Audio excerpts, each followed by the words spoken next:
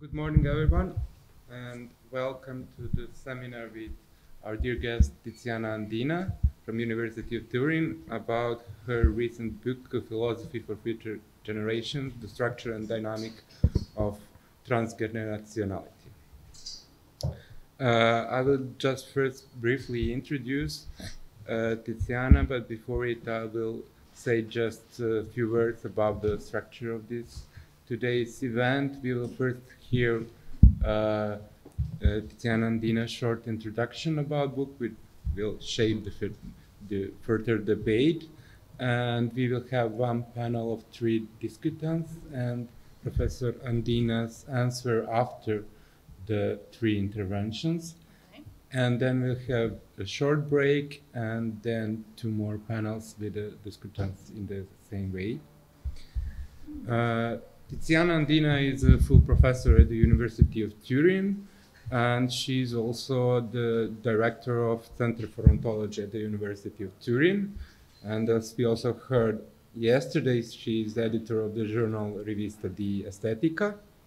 Her recent work is concerned with the philosophy of art and social ontology, and among some recent publication, their books, Philosophy of Art, The Question of Definition from Hegel to Post-Dantian Theories, as well, What is Art? The Question of Definition Reloaded, and books, An Ontology for Social Reality, and as well the book we are discussing today, Philosophy for Future Generations, The Structure and Dynamic of Transgenerationality. So, Professor Andina, please. Okay, thank you very much. Thank you, first of all, to Peter and to his marvelous group for the hospitality, and very grateful to be here to say something to share some idea about my book. Okay, time will tell. First, I want to say, for those of you, no, our destiny is not moving. No, that's fine. Okay. It's a problem if I stay up or for the microphone. Okay, but I will just check if you need. No. It's okay. I try this way. No, lo so. Però per il microfono. You can just take the microphone. Okay. Okay, great. For those of you,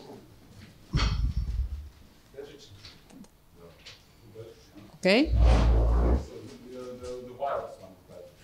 Oh, great. Okay.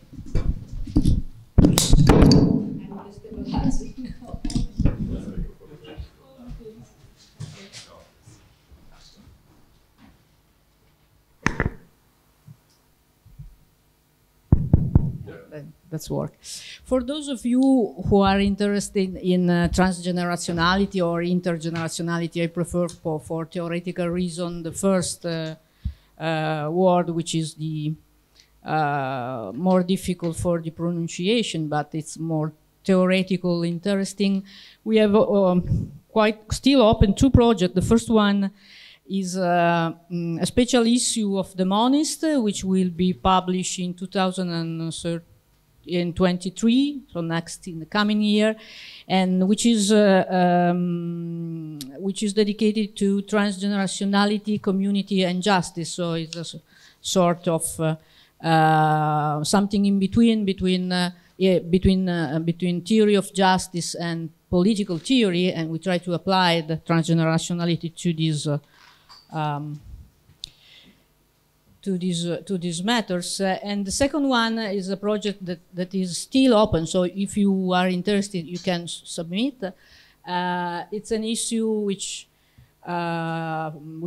will be published by Topoi, and it's devoted to the application of transgenerationality to the problem of emotion, to the question of emotion. So to what kind of emotion we can feel towards future generation. That's our demanding question. And this call is still open, so if you are interested in this matter, you can apply. Now, to come to our to my introduction, in this brief talk, I will try to say something about the book you read, and something which is new, because I'm trying to still developing some reflection about this topic. Okay.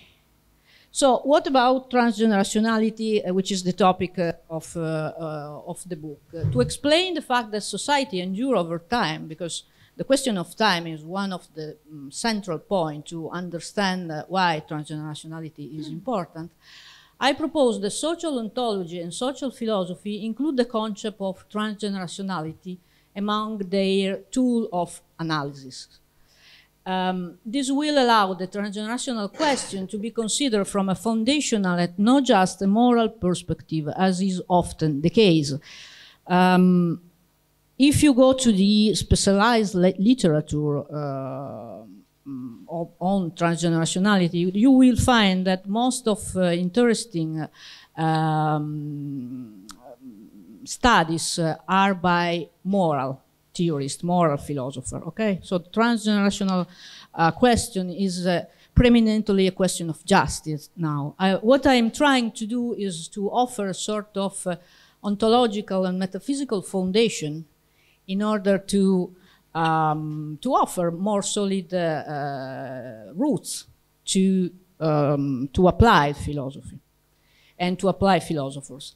I propose to consider transgenerationality as a constraint that manifests itself in different forms in both the natural and social spheres. Both to me are important, but today we will try to say something especially on social spheres, and that emerges in a particular type of action which we call transgenerational social action. So just few idea on the metaphysical and ontological side. It's important to explain this idea because I think that as a preliminary condition, usually philosophers adopt a metaphysical and ontological background, so it's better to explain it directly. As a first step, I intend to present a series of principles that will enable the theoretical foundation of transgenerationality to be laid.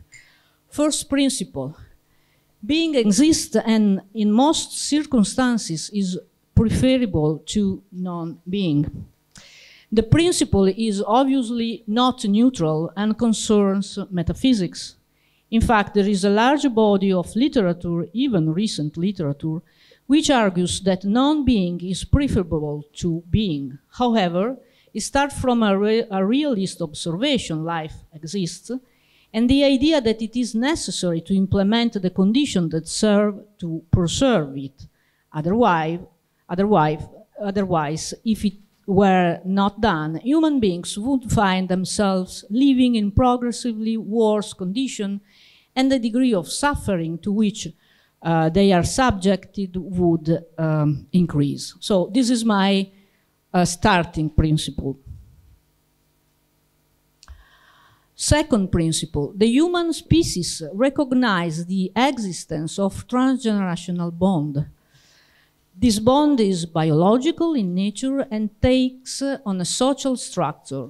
Its recognition supports the progress of the species. The second principle concerns ontology and attests to the existence of a bond of biological nature between individuals of the same species that emerges in traditional family context, for example, where by traditional context we mean the union of a male and female that, in the case we are interested in, gives rise to procreation. On the other hand, in non-traditional family context, extended, homogeneous, or adoptive families, it may be either biological or social, as in the case of families that express parenthood through adoption. The transgenerational bond can be observed above all in circumstances in which it breaks down, giving rise to the phenomenon known as replacement child.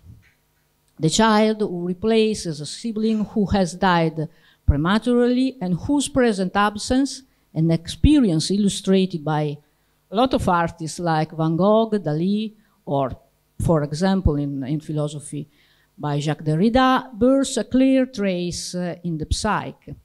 The transgenerational bond is structured as a caring relationship with the parent-child relationship and takes on more complex configuration of a clearly social type in long-term relationship. It should be noted, in fact, that the human species has been able to recreate and make more complex the dynamics that emerge in the family sphere by transposing them outside the restricted nucleus of the family to make them central pivot of social life.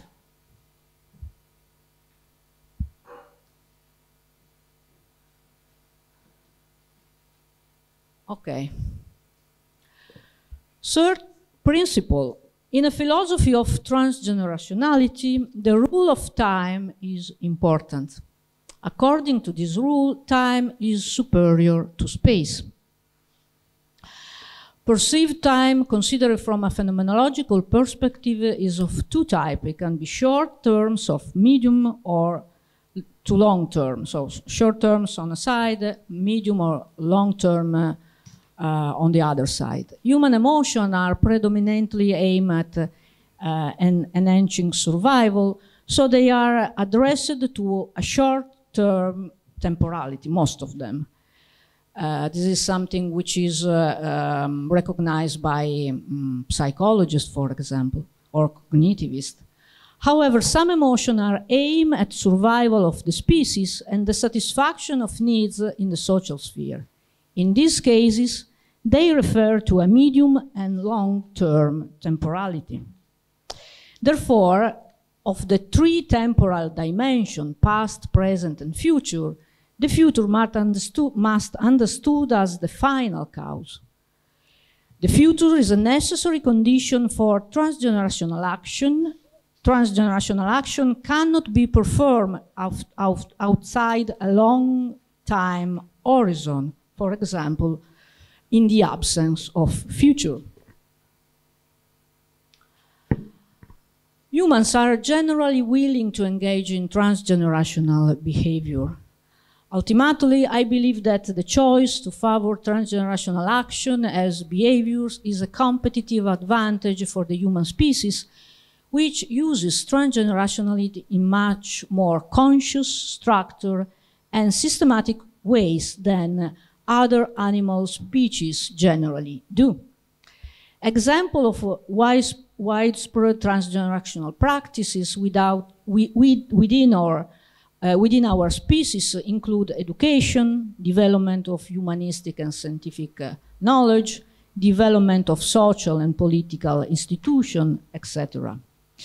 It follows, of course, that the more we succeed in reinforcing those social structures that are inherently transgenerational, and the more we succeed in fostering behavior that is centered on transgenerational logic, the more we will favor the evolution of a human species in the pursuit of a greater intergenerational justice.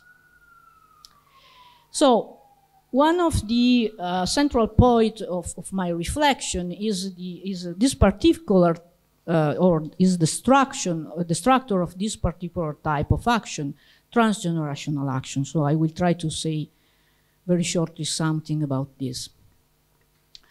Social transgenerationality is a bond that emerges in a series of social and institutional practices, specifically in a certain type of social action, namely transgenerational social action. Transgenerational social action have the characteristics of requiring necessary cooperation between at least two generations. One of the two decides to carry out the action that has a transgenerational character, while the second is charged with continuing and possible concluding the transgenerational action.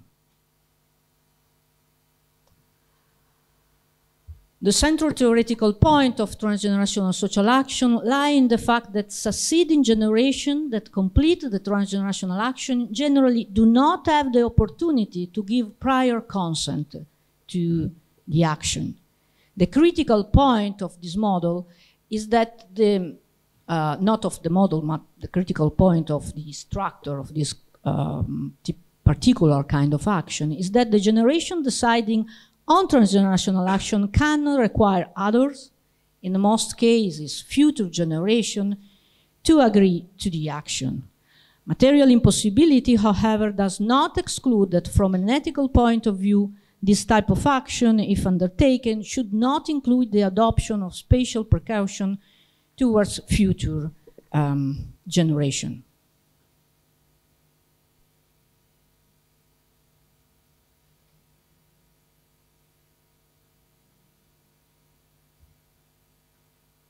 Okay, sometimes I don't find the point. I define transgenerational action as those actions that require a necessary cooperation between two or more different generations, one of which is usually a future generation, to complete the action. Transgenerational action can be directed toward the future and toward the past. When directed to the past, they refer to entities such as ancestors, some who existed and no longer exist. When directed to the future, they refer to future generation, the young or the unborn. All these cases must be treated in different way from the ontological point of view. Theoretically speaking, the much more interesting group for a lot of reasons is the group of the unborn. By the way, to this notion, to the unborn, Derek Parfit dedicated a lot of reflection exactly about, from the moral perspective, exactly about this point. Since the notion of transgenerational social action refer in many circumstances to the concept of generation, it is necessary to make an ontological commitment to determine the type of entity we are talking about when referring to generation, past and future. Past and future generation are, at least to me, or try to do this movement, are abstract artifacts, or can be conceived as abstract artifacts. They are partially or fully constructed objects. In particular, the notion of ancestor depends weakly on the subject constructing it and strongly on history. Whereas the notion of future generation depends weakly on history and strongly on the subject constructing the notion, obviously. We therefore examine in particular the concept of future generation in the sense that it includes the unborn, not only the youngest, but the unborn. Since the notion of transgenerational social action refers in many circumstances to the concept of future generation, it is necessary to make an ontological commitment to determine what kind of entity we are talking about when we refer to future generation. I propose to consider future generation as somehow peculiar abstract artifact. At a certain stage of their existence, they have the same characteristic as Donald Duck, for example, and more generally as fictitious entities. Yet, unlike Donald Duck, future generations are entities that will exist sooner or later. This means that they have the characteristic of moving from power to act, or to act, or adding the property of existence to their description.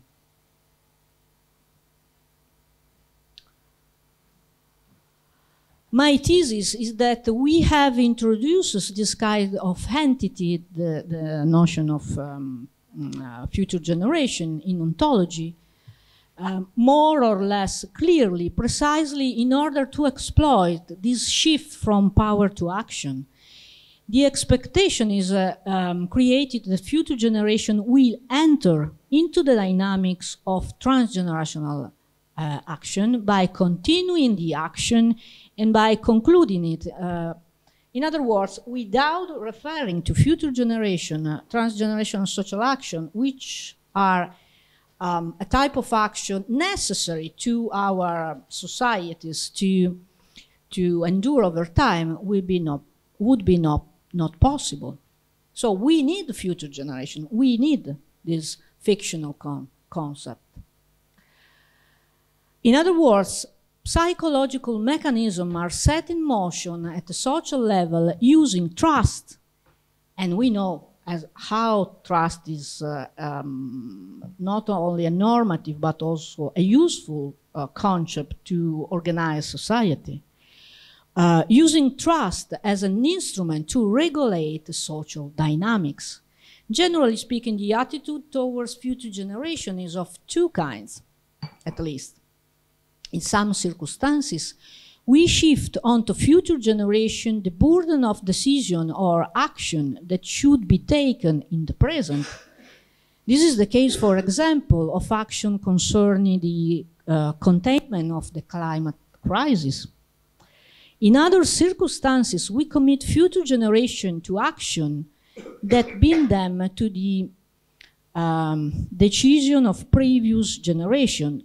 This is the case with the contraction, for example, of public debt.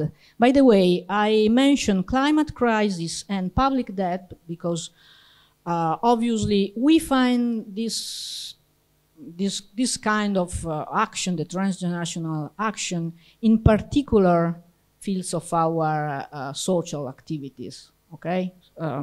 Climate, typically those activities in which generation or different people in different places in time have to cooperate. And climate crisis, for example, or constructed public debt is a good example. In both circumstances, what happens is that we privilege the needs of the present rather than taking charge of the situations that are more articulated and complex. In particular, this happens in the case of circumstances in which we oblige future generations to carry out action that derive from decisions made by those who preceded them. From a moral perspective, however, the joint commitment to transgenerational action through recourse to future generation binds the agent of transgenerational action to the joint goal of transferring action and to foster conditions that provide for the possibility of future generation to exist. This is my central theoretical point, according to the first principle, the metaphysical principle that I mentioned at the very beginning of the presentation.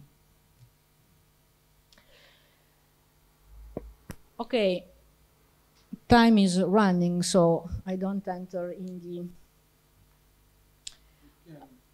I can? Okay, of course I can, okay. If you wanted to go into historical example in order to understand my model, the example I mentioned in this slide, which is a very famous exchange between two of the fathers of the American Constitution, is very interesting. The two boys are Jefferson and Madison, who wrote a lot of reflection about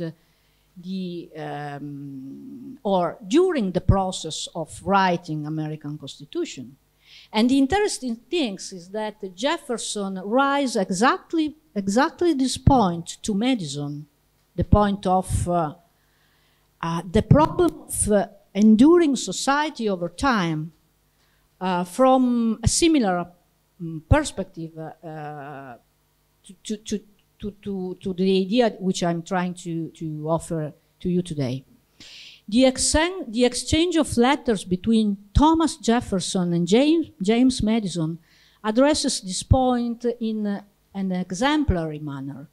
Jefferson, who found himself overwhelmed with the debts left by his family, stresses to Madison the importance of preventing the same thing from happening to the states. Remember the question of the public debt, which I mentioned later on. The land, this is his motto, must remain with the living. In order for this to happen, he proposes that each new generation should have its debt cancelled and its constitution rewritten, which is a little bit radical, if you think, in order to be free from the bond of the father, and in order to have the possibility to choose directly the text at the foundation of the political community. He therefore proposed the model of a society that was to last the time of one generation. Madison's response was sharp and very clear. He states that such a society would be both materially impossible and unjust. And he was right. But the fact the fact is that the problem which was raised by Jefferson is a real problem. Is the solution that he tried to suggest to Madison, so to a politician in order to avoid this problem, were not something shareable or sustainable, but the problem is something which is open still now. Jefferson proposed a solution that is not practicable, but the point he proposed that depends on what we will call false attribution of consent remain open. That is the idea that future generation consent to pay the debts or other things, what you want in these terms, contracted by previous generation. They expressed their consent to conclude the transgenerational social action that consisted in contracting a certain debt. This is the open question.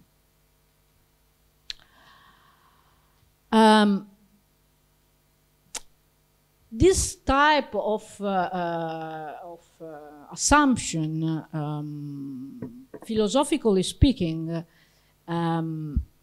is something which we can define as a principle of uniformity, and you can reflect on Jefferson's assumption in the terms which I'm trying to suggest here.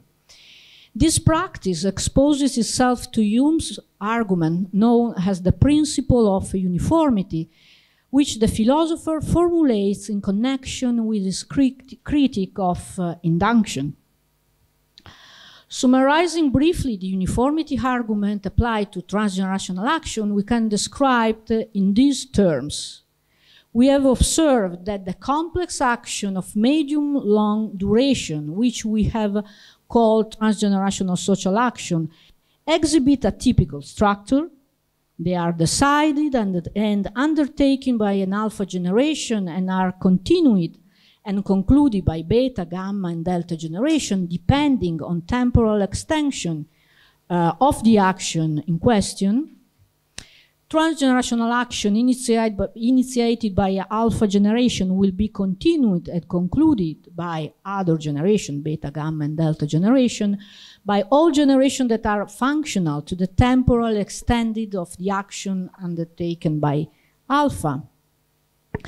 If we turn to the question of the public debt, to take an example, accumulated by a state, which is a classic example of transgenerational action, we will have the following type of argument. Observation. We have observed that a public debt incurred by a certain alpha generation living in a state S is partially repaid by alpha and subsequently partially repaid by beta, gamma, and delta generation living in certain states. Inference. The public debt contracted by a certain generation living in certain states will be partially repaid by that generation as well as by the generation that follows, for example, the generation of functional to the time extension needed to repay the debt contracted by a certain state. You can imagine a similar example, which I will not describe here, for the case, exactly similar way of constructing the argument for the case of climate crisis. Now, the inference not only generalized the experience of debt repayment through a series of steps, implying a necessary link between debt contracted parties and descendants, it also leads to the conclusion that generational links oblige transgenerational debt assumption. Future generations cannot but assume the obligation to pay the debt incurred by those who precede them. There is therefore no reason other than empirical, this is the point, why future generations should assume the intergenerational obligation. It is to be expected that choosing otherwise would lead to war or to misery or an environmental catastrophe, but it is not a theoretical reason to follow what otherwise could be a necessity, that of doing what previous generations have decided.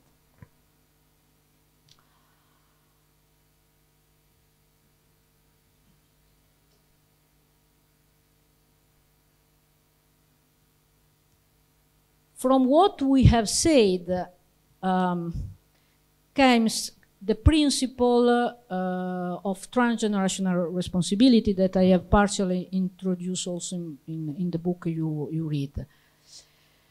Transgenerational justice can be achieved by applying the principle of transgenerational responsibility, which is a necessary condition for its pursuit. This principle can be formulated as follows. Metaphysical premise: life exists, and in general it is worth protecting its possibility, which is also my metaphysical premise, the first principle which I mentioned at the beginning. Ontological premise: between generations there is a bond, the transgenerational bond, that binds them by determining rights and duty within transgenerational relation. Observation: transgenerational actions show a particular structure which provides for the necessary collaboration between generations. In order for a certain action to be carried out, this collaboration is characterized by the constitutive lack of reciprocity, especially between a supposed starting generation and the unborn. Conclusion: considering the metaphysical and ontological premises, we must conclude that social actions that have a transgenerational character must preserve the right of future generation to existence. Okay, just few words in order to recap what I have introduced here. We have seen that transgenerational society is found on certain principles: the existence of life and its preservation, the recognition of transgenerational relationship at a biological and sociological levels, the rules of time, the principle of transgenerational responsibility. We then saw that transgenerationality emerges preferentially in transgenerational action. This action can be directed toward the past and the future. Future-oriented transgenerational action imply reference to a particular type of entity, future generation. Future generation can be regarded as abstract artifacts that have the peculiar characteristic of acquiring the property of existence. They will, in fact, exist at a certain moment in time. Transgenerational action directed toward the past have recourse to entities that have existed, namely the ancestor. recourse to past generation, future generation imply a certain degree of reconstructive and interpretative activity, more limited with regard to the past, obviously, much more radical with regard to future generation.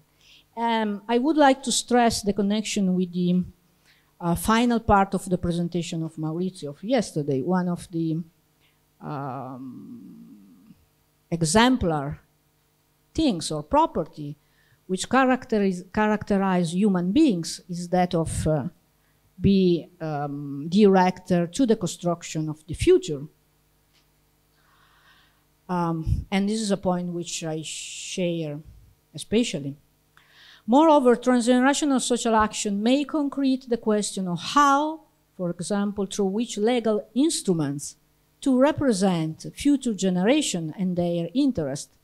This is an especially intriguing problem on the political side, but I think that is possible to develop some reflection in order to suggest to politicians, for example, how to move on this side. Since political representation imply an activity of construction of the represented subjects, it is plausible to assume the possibility of representing the interest of future generation. Okay, I would stop here because I talk a lot. Thank you very much.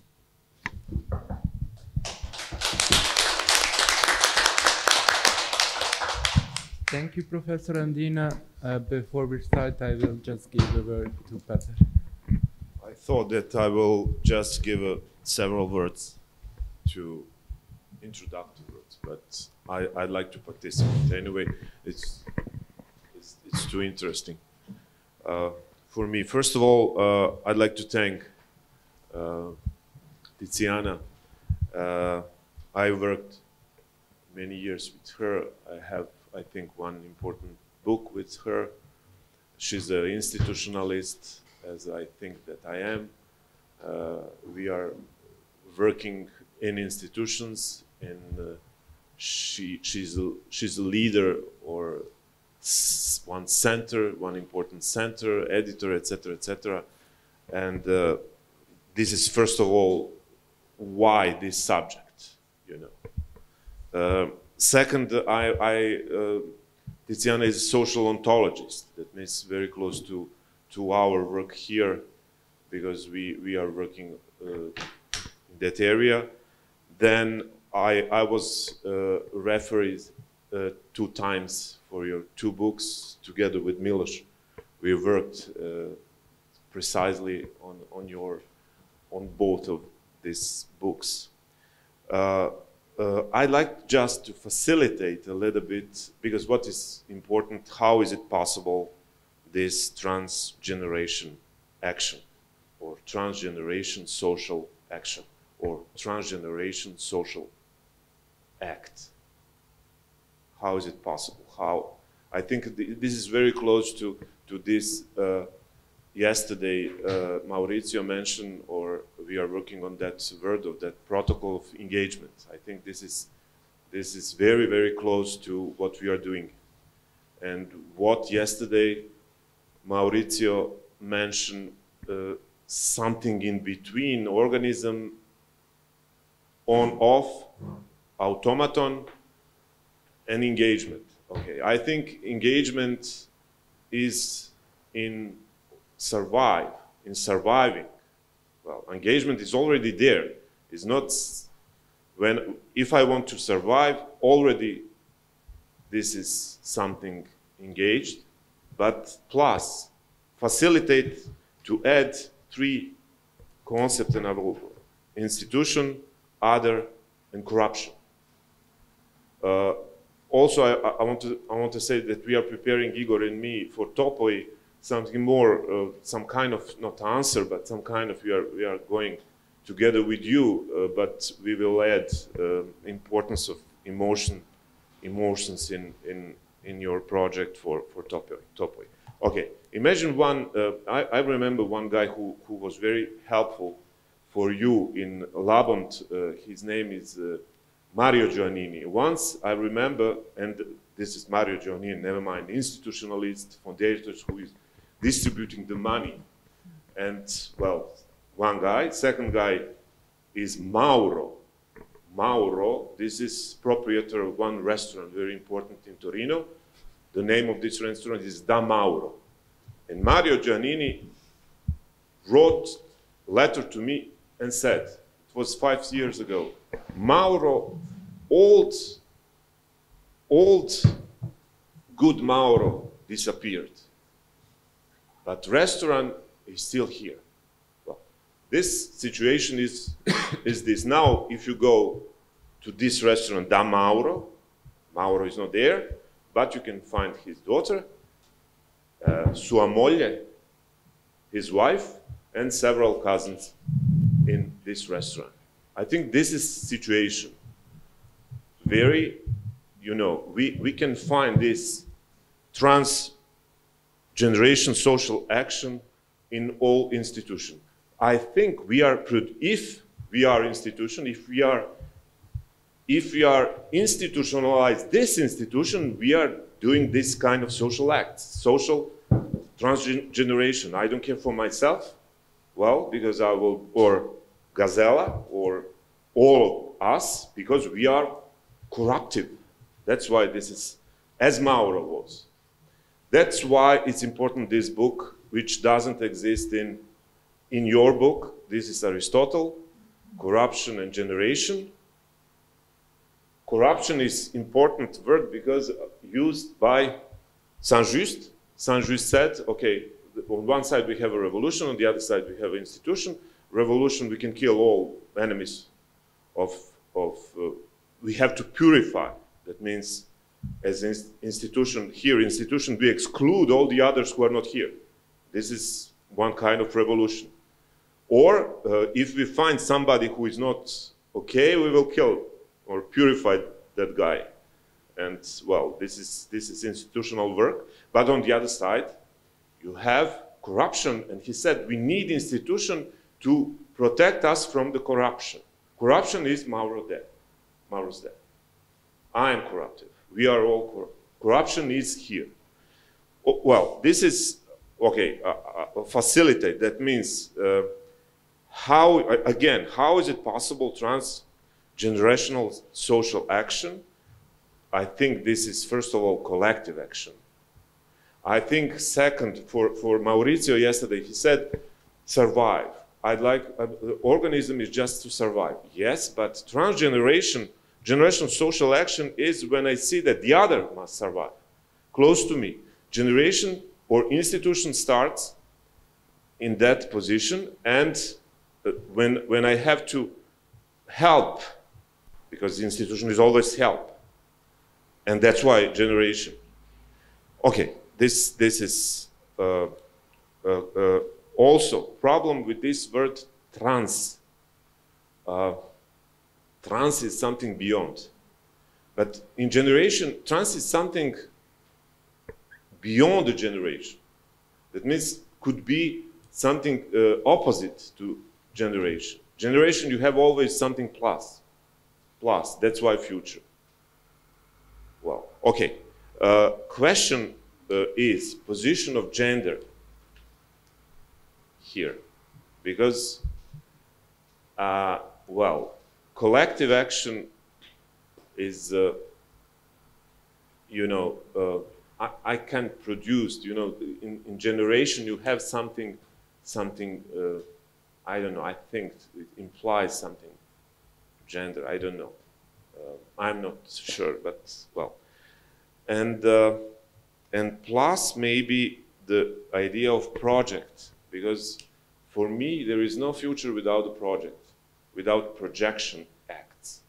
Project, what does it mean? To throw away something, because this is generative act. Put something, and without, that means there is no future. There is no future without project, without collective social act. Well, okay, maybe 3-4 words: project, institution, other and corruption could, for me, it was, well, helpful to understand this incredible, very, very important idea of generation. For me, I was stupid. I thought that generation is always when we are producing acts between us all the time. We are producing, we are generating something. That means in producing, we are already in this process. But maybe exists something more, and that's why I think your book is very important. And thank you very much. Thank you.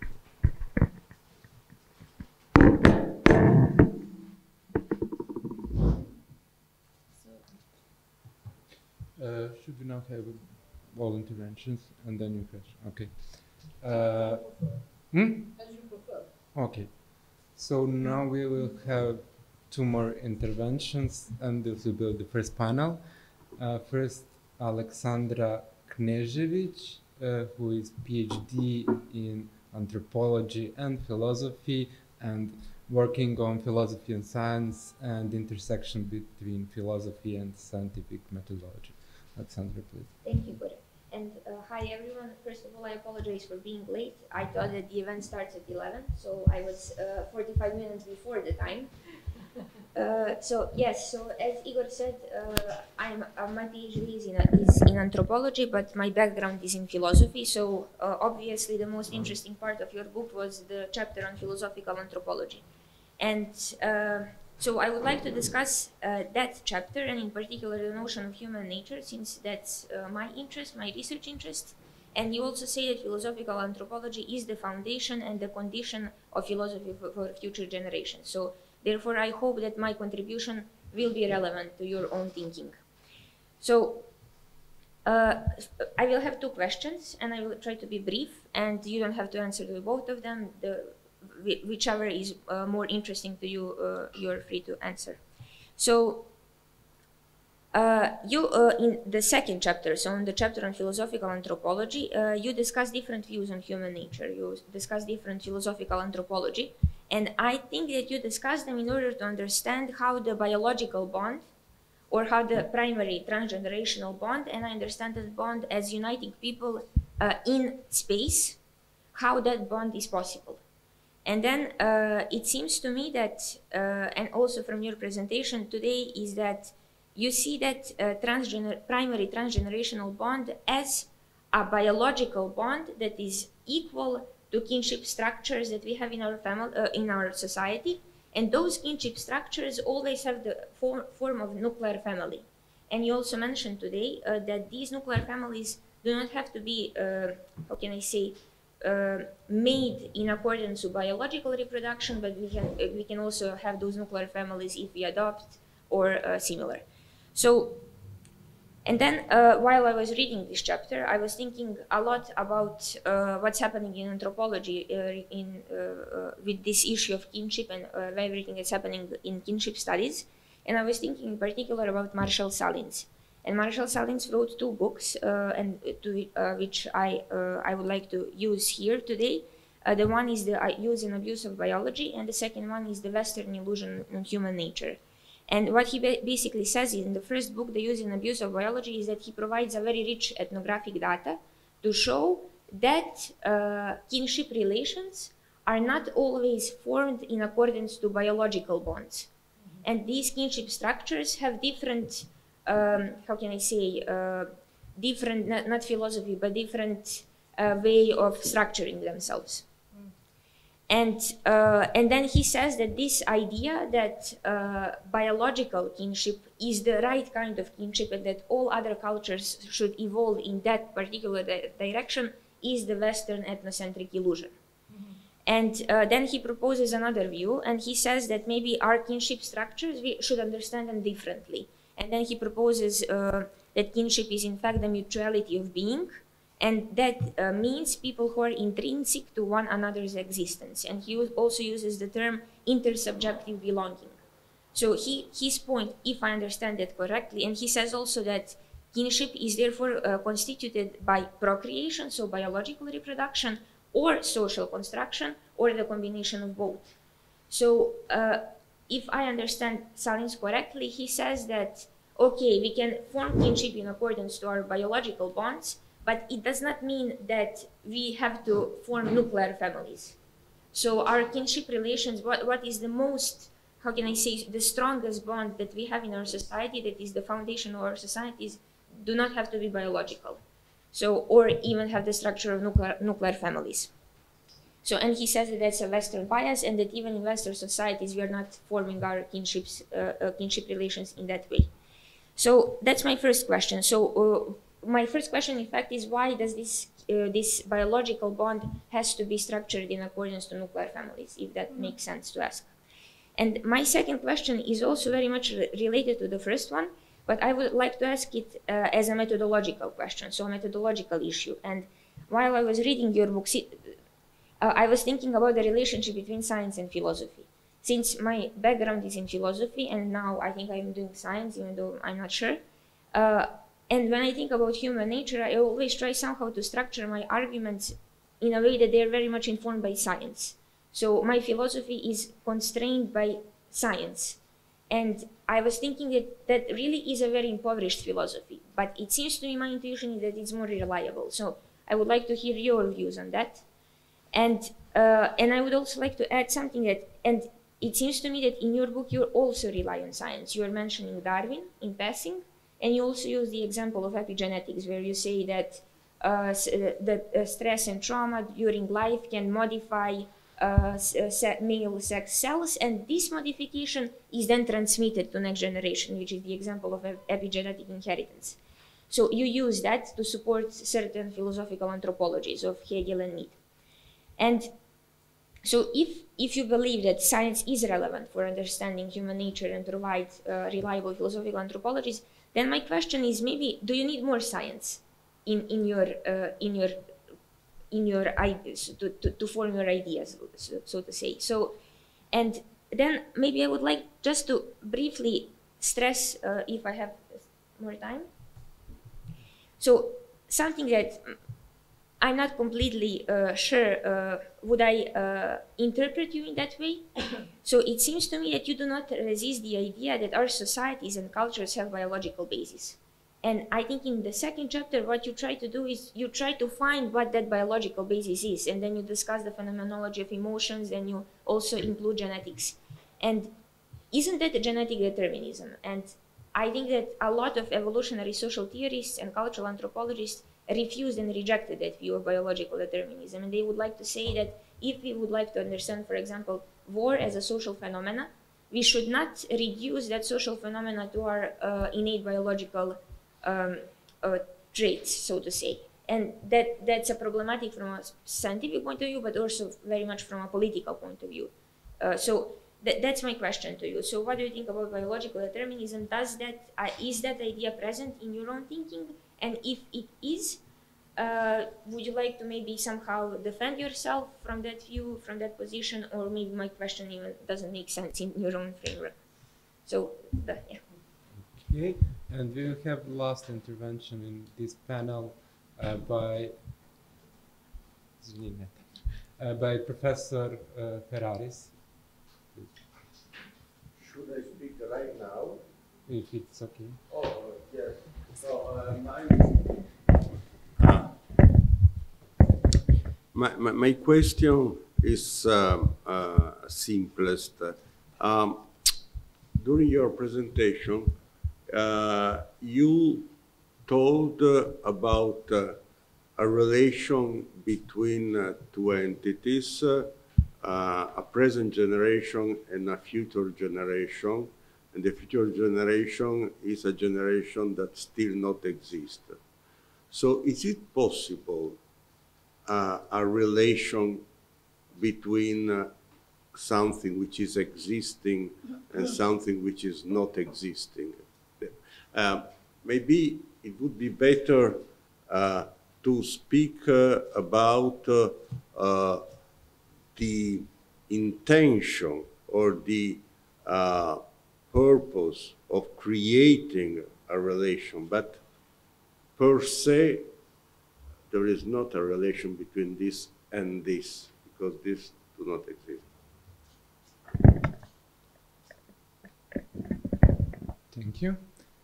So please, Professor Andina, you can now provide answers, and we will have after it a very short break. I will try. Thank you to all of you for the patience to read my pages first of all, and for the suggestion. What about the question or comments which were raised by Peter?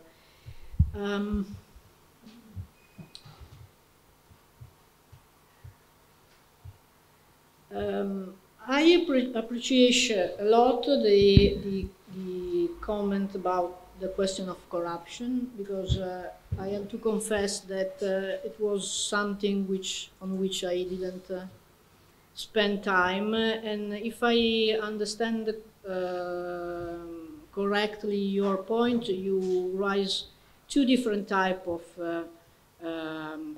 possible corruption that must be take care inside the philosophy of transgenerationality. That is the project I am trying to develop.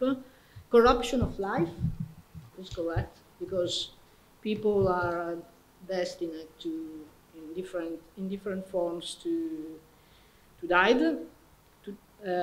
So corruption of life and political corruption, the other side of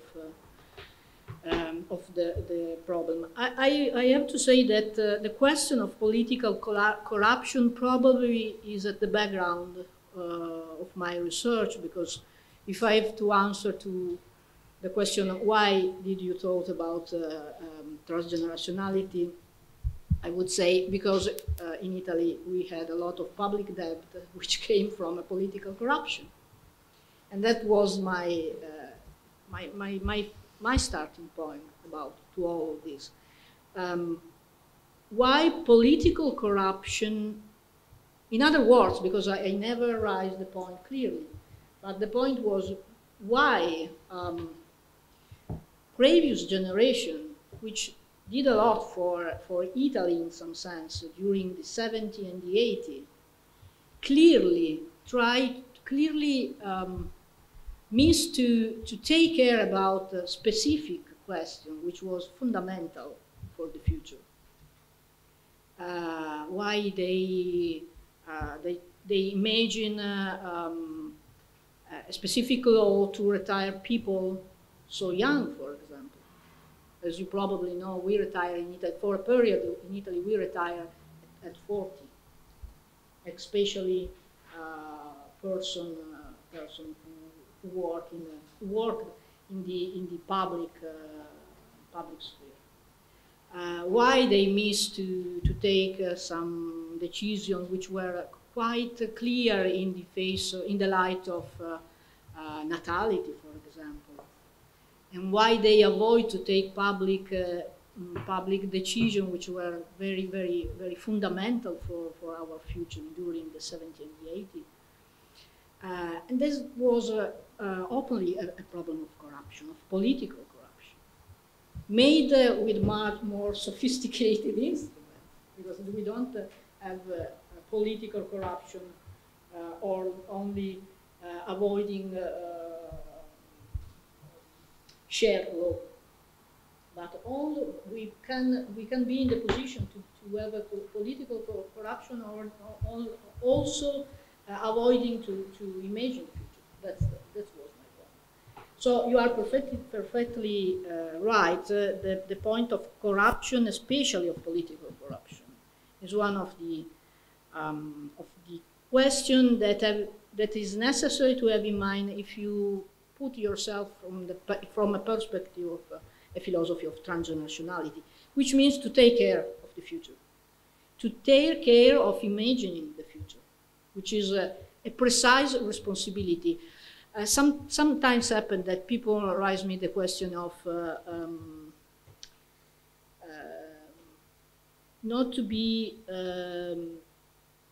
too on the patriarchal side. But I think it's not a problem, or it's not a so urgent problem if you have to do the job of giving a shape to the future. And this is a moral responsibility, because in some sense, in some way, the future will have a shape. And it's necessary to do this, taking the responsibility to do that. For the question of gender, which is connected in some sense to your point, I don't like philosophy of gender, because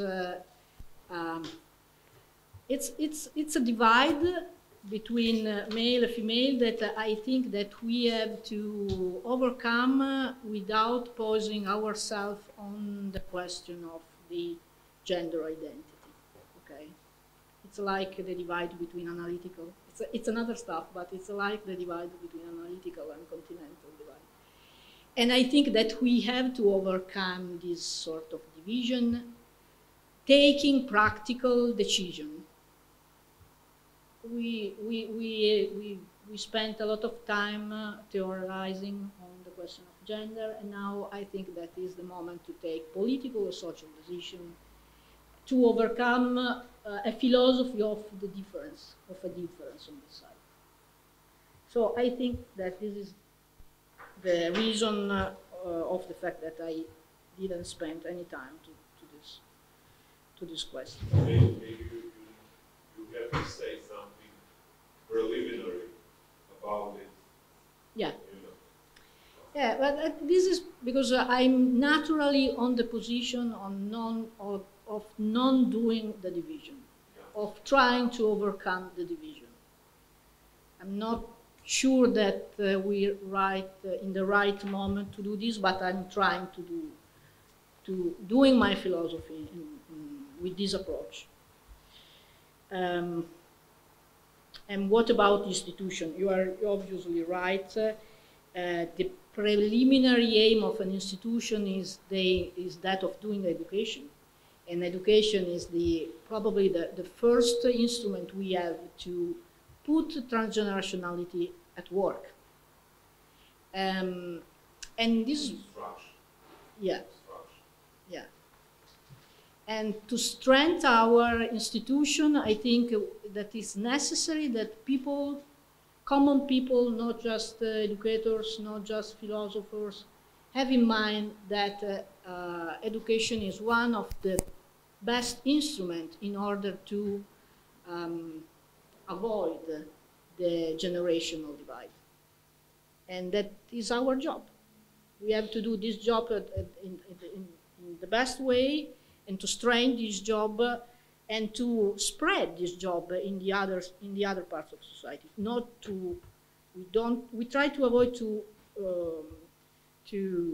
concentrate this job in the educational institution, but we have to explain also to politicians, our government is another institution, or parliament is another institution, that this relationship between generations is necessary, is vital if you want to overcome the diachronical injustice. And the question of diachronical justice is one of the more difficult to face, because it's difficult to define justice in a synchronic dimension. To try to define what is justice in a diachronical mindsetting is very, very different job to do. What about anthropology? Thank you for the questions. Philosophical anthropology is a different play, I would say, than the scientific anthropology. Okay, we try to explore, especially theoretical perspective, and we try to reinforce those theoretical perspectives, which was this was what has been made by all most important political perspective. Most of those philosophers take Hobbes or Machiavelli, or also Nietzsche, for example, had a very interesting philosophical anthropology at the basis of their job. So it's partially another job from the discipline of anthropology. You told me that your model of empirical data on which they develop their analysis. This is true for philosophy. Is another job, because we explore theoretical model, okay, and sometimes, and this is also to come to your to the point of the relationship between science and philosophy. We try to have we try to enforce our position, grasping analysis or data or empirical matters from the sciences. So it is, to me at least, is important to do exactly this kind of job, to ask to the science what they produce to reinforce our perspective, and not to do the reverse. I would not take just some empirical data following sciences in order to construct an anthropology, but I would offer a theoretical model grasping or taking empirical data to reinforce my idea, okay?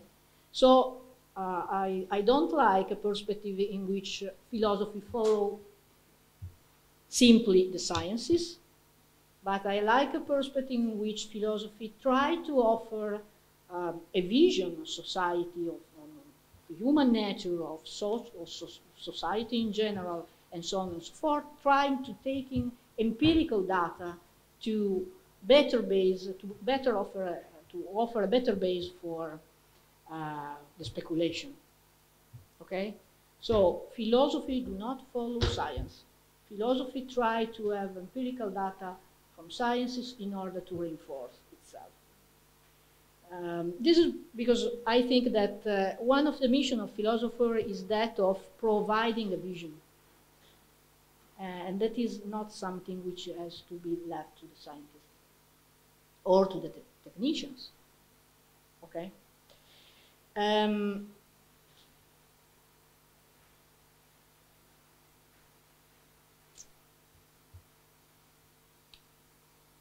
What about the first part of your question? What about the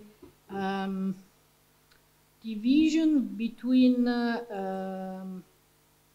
what about family, if I remember correctly? And you asked me about the problem of biological, the fact that biological nature can be roots the notion of family. That was your point.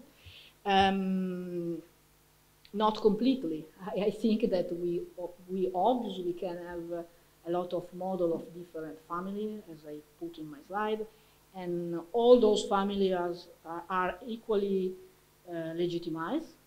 But it's also, but it is a sort of obvious things that I'm trying to explain. But it's obvious that biology play some part in this game. The type of relationship that a mother has to his or her child is something which can be reconfigured in another under other profile, probably with instruments, but it's something which is characterized in a very precise way, not only in the human species but also in the other species. And when we as philosophers, and when we try to offer a theory of society, it's not possible to take in consideration the fact that human species has some characteristic that partially remain the same along our cultural history and partially has been transformed. We have to be conscious about this transformation, but we have to be also very conscious about the fact that some particular aspects tend to remain pretty the same or to be transformed very slowly. from our culture, our needs, our way of doing things. Okay. If we don't take this point in consideration, our speculation would be unuseful. So biology takes a role in this game, and we don't have to control this game, but we have to understand what it means to talk about. It's probably difficult to talk about the human nature because also biologists and because it's different to find typical properties as we can label as human nature, but it's true that we can describe humanity using particular properties, which are pretty much the same behind the culture. So it's a delicate game.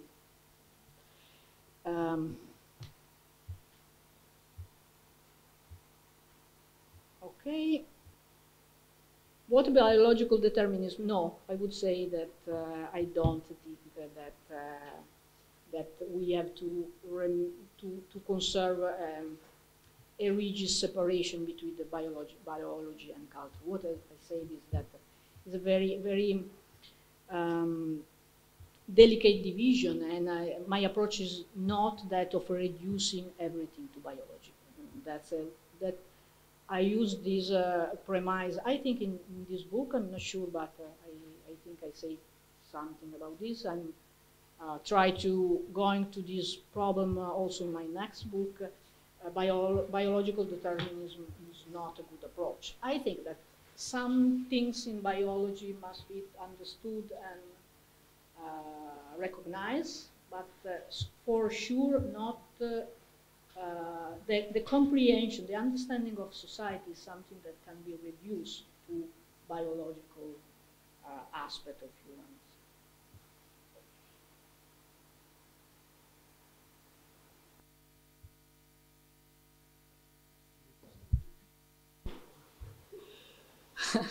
What about a relationship between someone who exists and someone not existing? Probably you are right about the my way of using relationship, because relationship is something between people who can recognize each other, probably. What I want to say is that I'm not sure. It is possible to have a relationship between fictional characters. A lot of persons wrote letter to. No, it's not possible. No. A lot of persons wrote letters to Sherlock Holmes, for example. Yes,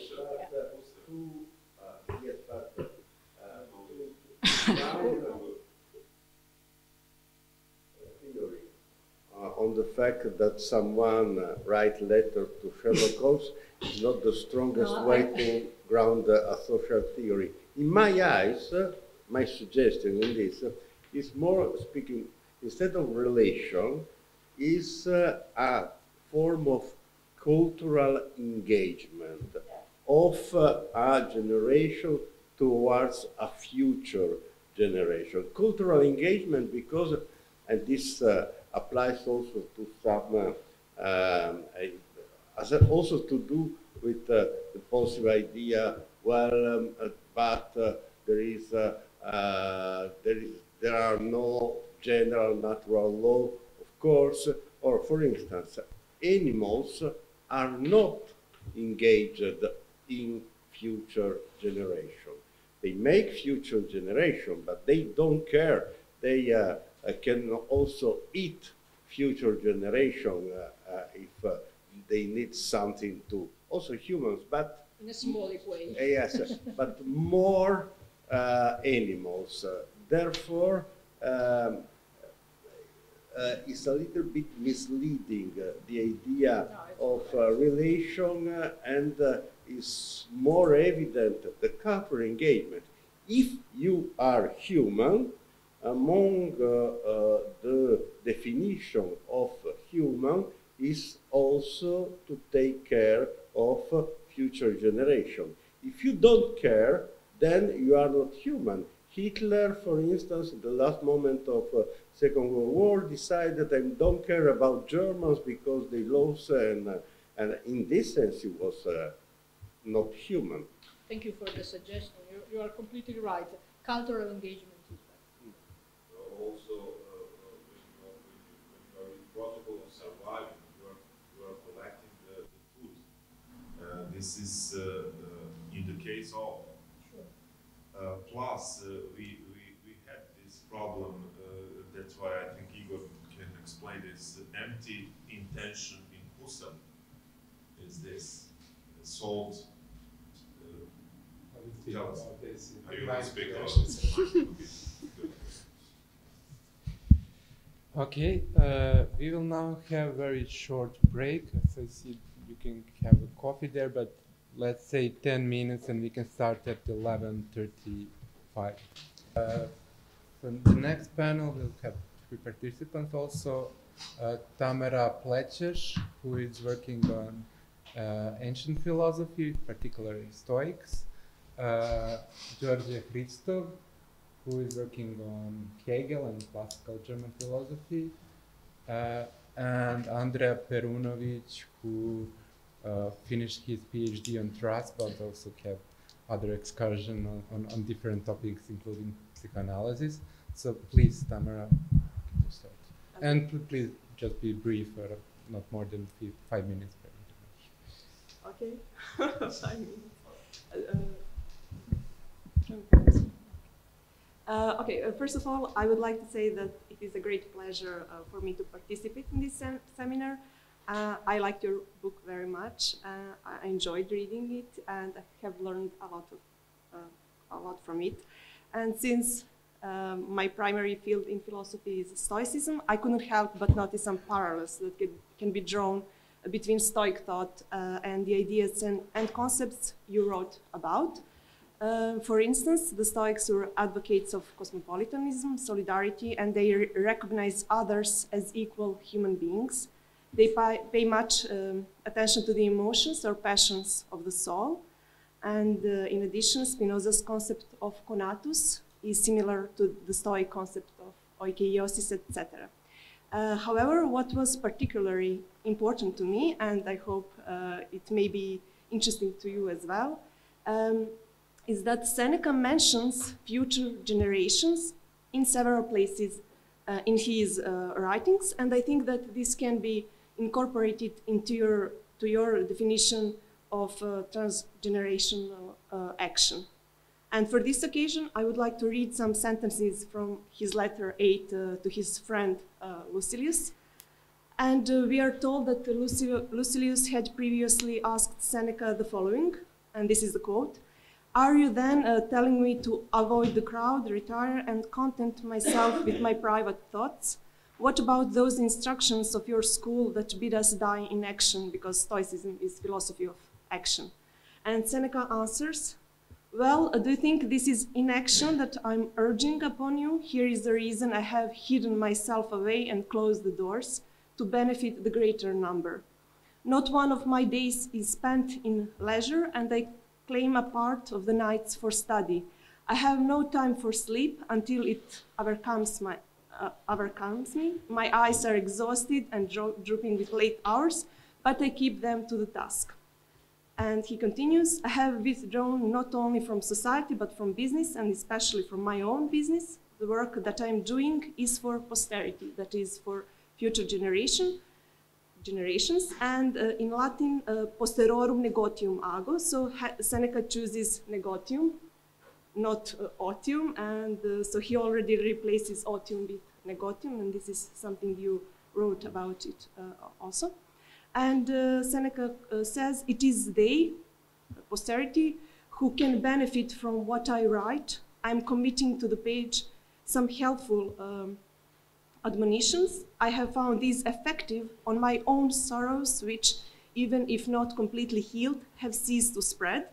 the right path, which I myself discovered late in life, I now point out to others.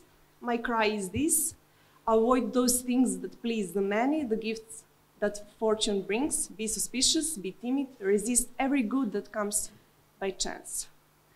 Hold therefore to this sound and saving rule of life. Indulge the body not only to the extent that suffices for health. Deal sternly with it, lest it fails to obey the mind. And keep in mind that nothing but the mind is marvelous, that to the great mind nothing else is great. And he concludes, if I'm saying all this to myself and to posterity, do you not think that I'm doing more to benefit them than I used to when I was an advocate, going down to post bail, or lending my voice and aid to some senatorial candidate? Believe me, those who appear to be doing nothing are doing greater things. Those are of course, philosophers. They are dealing with matters both human and divine. And of course, we should keep in mind that Seneca has the idea of dark end of the world, and Stoic ethics is grounded in their metaphysics. And it's something like Professor Ferrari said yesterday, and I'm paraphrasing, this world will disappear in fire. In Seneca's words, the entire beautiful mass of the sky will suddenly burn with its own flames. Death demands everything. It is a law, not a punishment, to die. At some point in time, this world will be nothing. So, however, despite this, Seneca writes to future generations, and he wants to educate them. And personally, what is interesting for me is that many of us returned to Seneca during this period of the coronavirus crisis we all experience it. And this means, of course, in my opinion, that we can still find certain consolation in his words. And it seems to me that despite all this technological development so far, human psychology has not changed drastically in the previous 2,000 years. And I wonder, and I would like to hear your opinion on this, do you think that our generations can have a meaningful answer or guidance to the anxieties, worries, and sorrows of future generations? Not in 2,000 years, but much earlier than that, considering the complexity of today's world and all the new technologies that affect human psychology or human anthropology. And I will give just one simple example. Our focus, I think, is getting more narrow each day, etc. Yeah, and thank you. Camera, Giorgio. Thank you.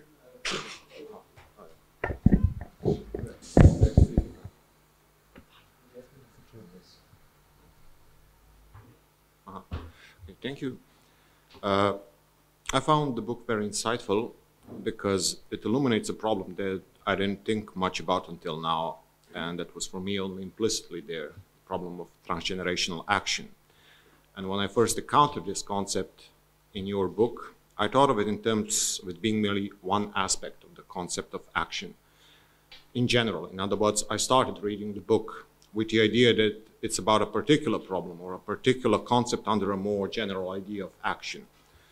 However, your book also illuminates aspects of philosophies and theories on which it bases its arguments on, or those philosophies against which it argues. And the way in which the arguments of the book reflect back on some of the central principles of philosophy, such as those of Hegel or Hobbes, shows that the question of transgenerational action is not a particular one, but that this question puts to the forefront the way in which we understand the concept of action at all. I found it very compelling that one of the central arguments of this book, based on Hegel's logic of recognition, a thinker who famously stated that philosophy has nothing to say about the future, uses and expands on this idea in order to think about our relationship to future generations. And the most interesting part of the book, to me, was the distinction that you make between political theories that have for their background an individualist anthropology, where the other, as you say, appears merely as an external instance of opposition, and those theories that regard the I as intrinsically constituted by the relationship to the other. And as you demonstrate in the book, the recognition model of human relations that in its primacy of human social character goes back to authors such as Aristotle carries with itself implications for a political and social relationship with children, as well as with those who are yet to be born. In other words, they tend to include an account of the emergence of identity, which is most evident in the centrality of education in such approaches, whether we look to Plato, to Aristotle, or to modern theories, such as those modern representatives of this approach, like Hegel. And because they do not commence their accounts by positing this abstract model of individuality in a hypothetical state of nature, they have to reckon with the fact that political subject was once a child, but also the fact that future political subjects will be born. And this is why then they tend to tie their political thought closely to discussions of family relations, relations to children in general, something that you of course consider as well. And this is something which evidently tends to be absent in accounts that commence with this idea of atomized abstract individuality, such as, for example, in Hobbes or Locke. And I say this because the idea that was in my mind while reading the book was Arendt's concept of natality, a concept which relates acting to the fact of beginning, which according to her is inherent in each birth. And this orientation toward birth as well, not just to death and the fear of death, such as in Hobbes, as you quote her at the beginning, also orientates thought toward taking responsibility as far as possible, beyond the scopes of individual life. So, in my view, this book in essence shows that approaches which place this fear of the other and the related fear of death, such as in Hobbes as the principle of action, tend to be caught up in a kind of a temporal closure.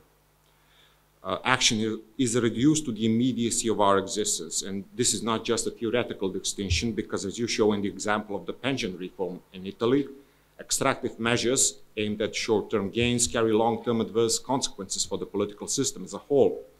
So an anthropology based on fear cannot account for the long-term sustainability of a political union, because it necessarily reduces the scope of action to this sense of immediacy created by the atmosphere of fear. So if my reading is correct, then this particular problem would actually goes at the heart of the concept of action in general, and it goes at the heart of actually a great philosophical divide that had shaped modern political thought. So my question, or would you agree with this? Would this then call for a general rethinking of the concept of action? And the second question would be, did the concept of natality, Arendt's concept of natality, play any role in thinking about this subject or writing this book? Thank you. Georgia, Andrea.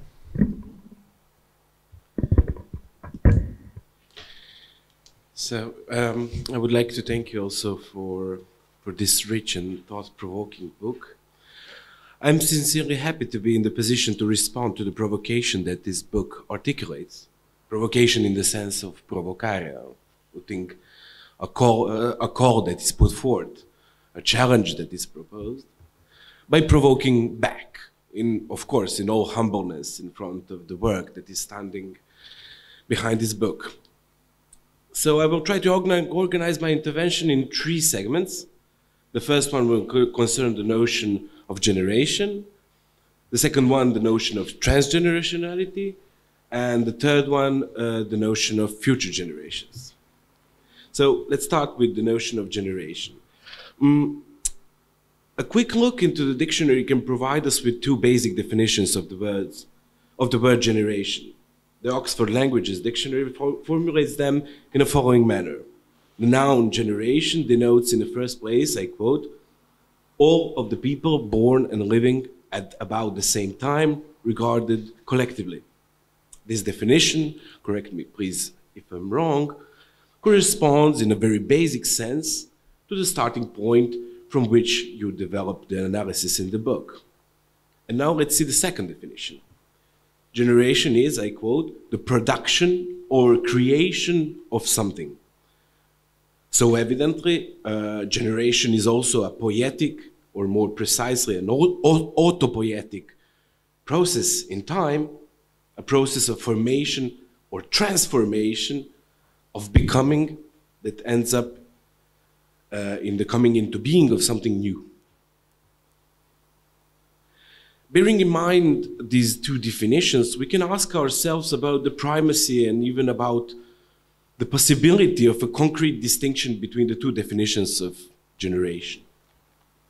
In the beginning of your book, you state that one of the goals of the book is not, if not its overall aim, is to answer the question of the identity of future generations.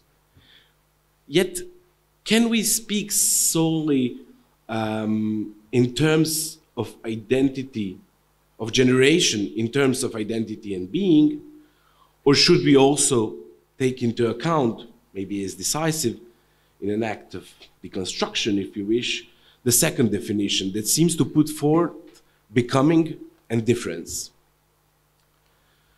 What happens if we consider not only the transgenerationality as a dynamic process, but also the very generation itself as a certain form of dynamics? So in order to conclude this first remark, if you permit, I would like to briefly expose how I see, provoked by your theory, these dynamics. My generation is, for example, 1989. I, as all other people born then, belong thus to this certain generation from birth. Yet this common belonging wasn't a pre-given condition to us as individuals. Or rather, factually it was. Biologically and time-wise, it was, maybe also in a sense of what you call a primary transgenerationality. It was, okay. But symbolically and socially, not quite. A new generation is, in a sense, tabula rasa, a bunch of newborns that will become a generation, properly speaking, once it has generated itself in the process of connecting to the knowledge and institutions of the past. A future generation is thus some kind of a leap forward that carries an inherent return.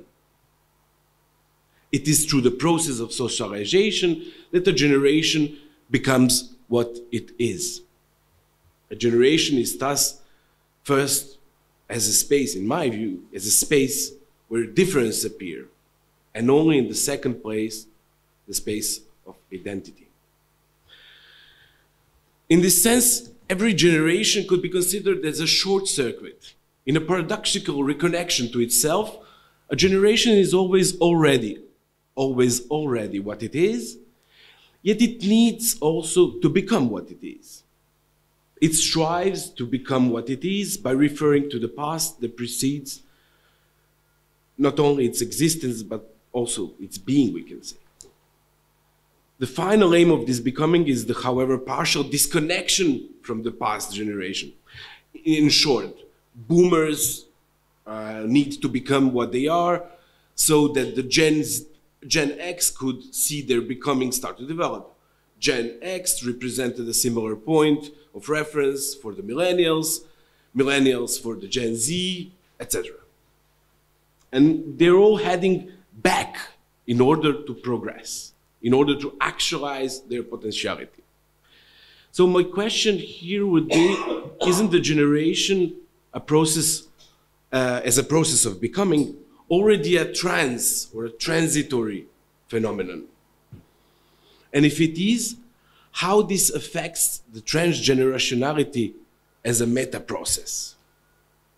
If it should deal with an already process that deals with process, a meta process of process. This leads me to a second segment that considered your conceptualization of transgenerationality. When writing about transgenerationality of social systems and other transgenerational phenomena like institutions, you often use terms like endurance, preservation, conservation. Yet the word reproduction appears only once in a quote.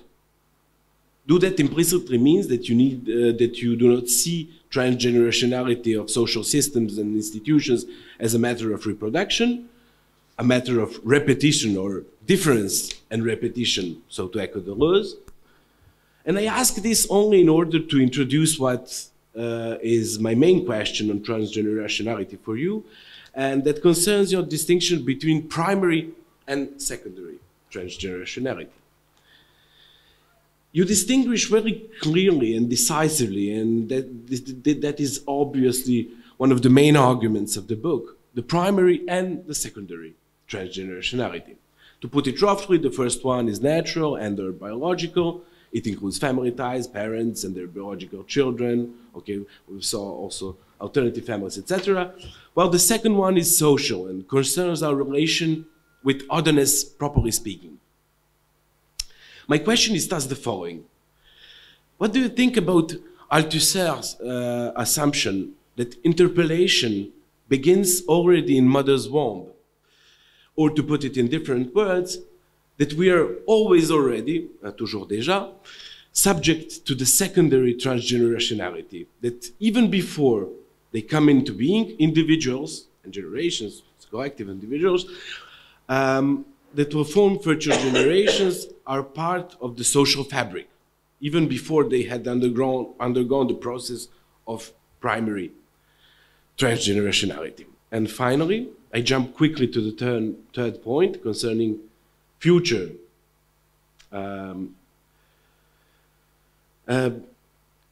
generations. In the very first sentence of the chapter 3, Metaphysics, you write the following. Transgenerationality is a bond that obliges us to plan the future, which means taking the future into consideration when shaping the present. I particularly enjoyed this chapter, I must say, and the way that you relate the categories of agents, actions, emotions, and faculties. But there is something you dismiss very explicitly from the beginning, and I would absolutely appreciate to hear your take on it. Namely, I think about the manipulative political potential of taking future into considerations when shaping the present. Or to be more precise, the potential to manipulate the obligation to take future generations in consideration when shaping the political present. In order to begin your metaphysical investigation on transgenerationality, you express the need to, I quote, put aside the cheap rhetoric that leads politicians and institutions to say that society needs to protect future generations and then take little to no action about it in terms of substantial decision-making. Gotovo sam, izvini, molim te. Sorry for being so long. It's two phrases. But how could look the metaphysics of this fiduciary political manipulation? How agents, actions, and emotions and faculties appear in this particular discourse, and what are the implications they induce in the social reality? I ask this simply because a few years ago in Serbia, during the presidential campaign in 2020, we have witnessed to the current president campaign slogan that was literally for our children. So to the future, the transgenerational argument was the central to the presidential campaign. From where, in your opinion, stems the need and the idea to legitimize one's own political program by dedicating it to future generations? And are present generations in need of future generation hypothesis in order to gain legitimacy and credit for their current political actions? So our examples seem to show this. Yeah, there is some need, but how do you explain it? Thank you very much. Sorry for being long. Great questions. Okay, how many minutes I have? Because all of 3 was... Around, take your time. Let's say if you need some orientation, around 50 minutes, 20. Okay. Then, starting for the first comments, thank you also for the comments, because they add a lot of idea to my reflection. As I told at the beginning, I'm already working in developing this idea, so every comment is really important to do a better job. First comment was yours and was about the Stoicism and the suggestions that came from that side. Thank you. I didn't use so much classical philosophy or ancient philosophy, as you told. I use Aristotle as a framework at some other point, but not in deep. And I will go to Seneca and to the letter to the friends.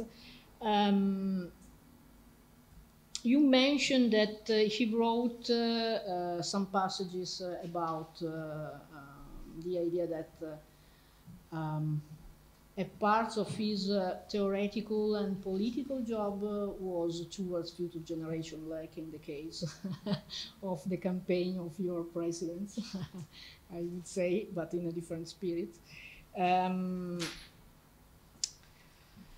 I was told in the pause with Maurizio about a similar point, I have to say, because I think that one of the peculiarities of human beings, I don't know if there are many that can be described as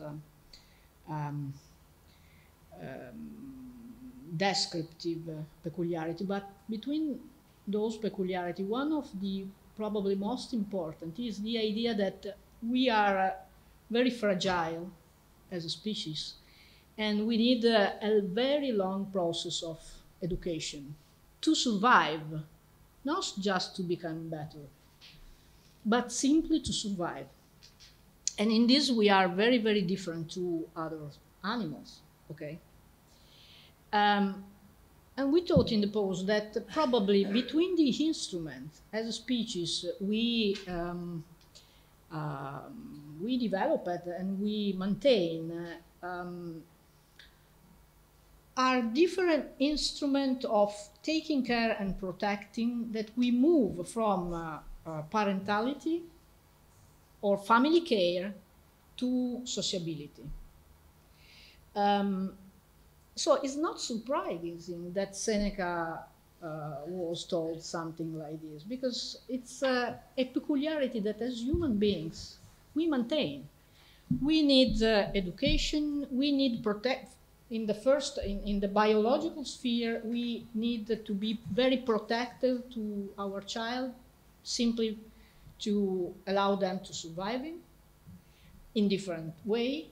Then we move this technology of protection, I would say, to other sphere, to education, to healthcare.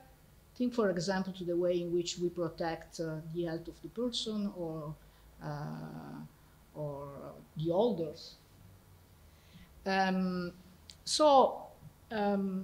would describe this kind of stuff as a particular definition of human beings. We are a transgenerational animal.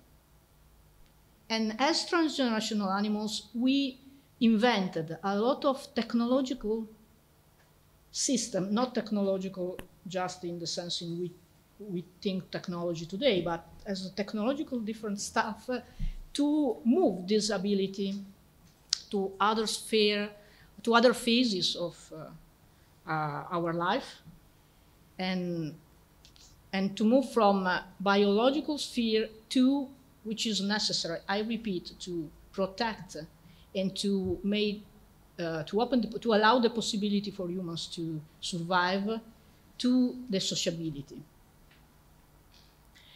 So I'm quite convinced that if you go in the other, if we go in other philosophical investigation of other culture or era, we will find the same, because that's a natural, I think that it's a natural and social tendency we have as human species, that of thinking ourselves as transgenerational beings, or animals, I would say. And this is the reason why I try to stress the idea, which most of you don't like very much, I discovered today, but it's obvious in a sense, that there is a biological component of this, because we are animals. And as animals, we have some instincts, some tendencies, a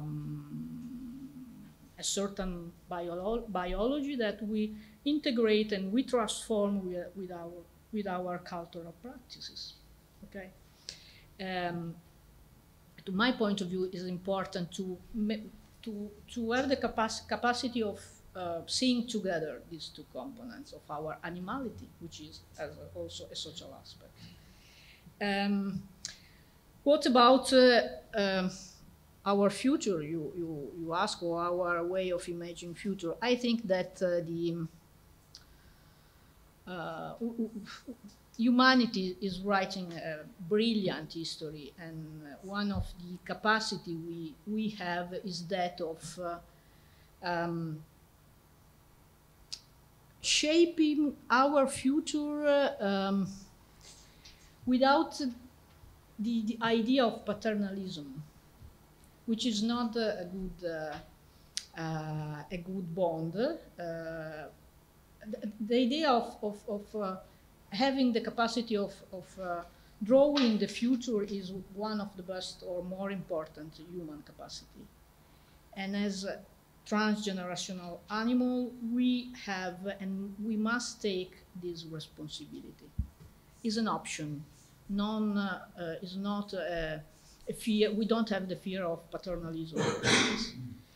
And technologies, as you mentioned at the end of your comments, is an opportunity to strengthen our capacity. Obviously, we can use every instrument in different way.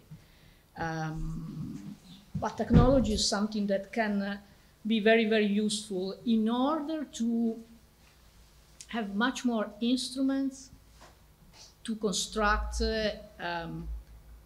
good opportunity for the future. Because, and this is I think, useful for the question of your colleagues, which posed at the end of these comments.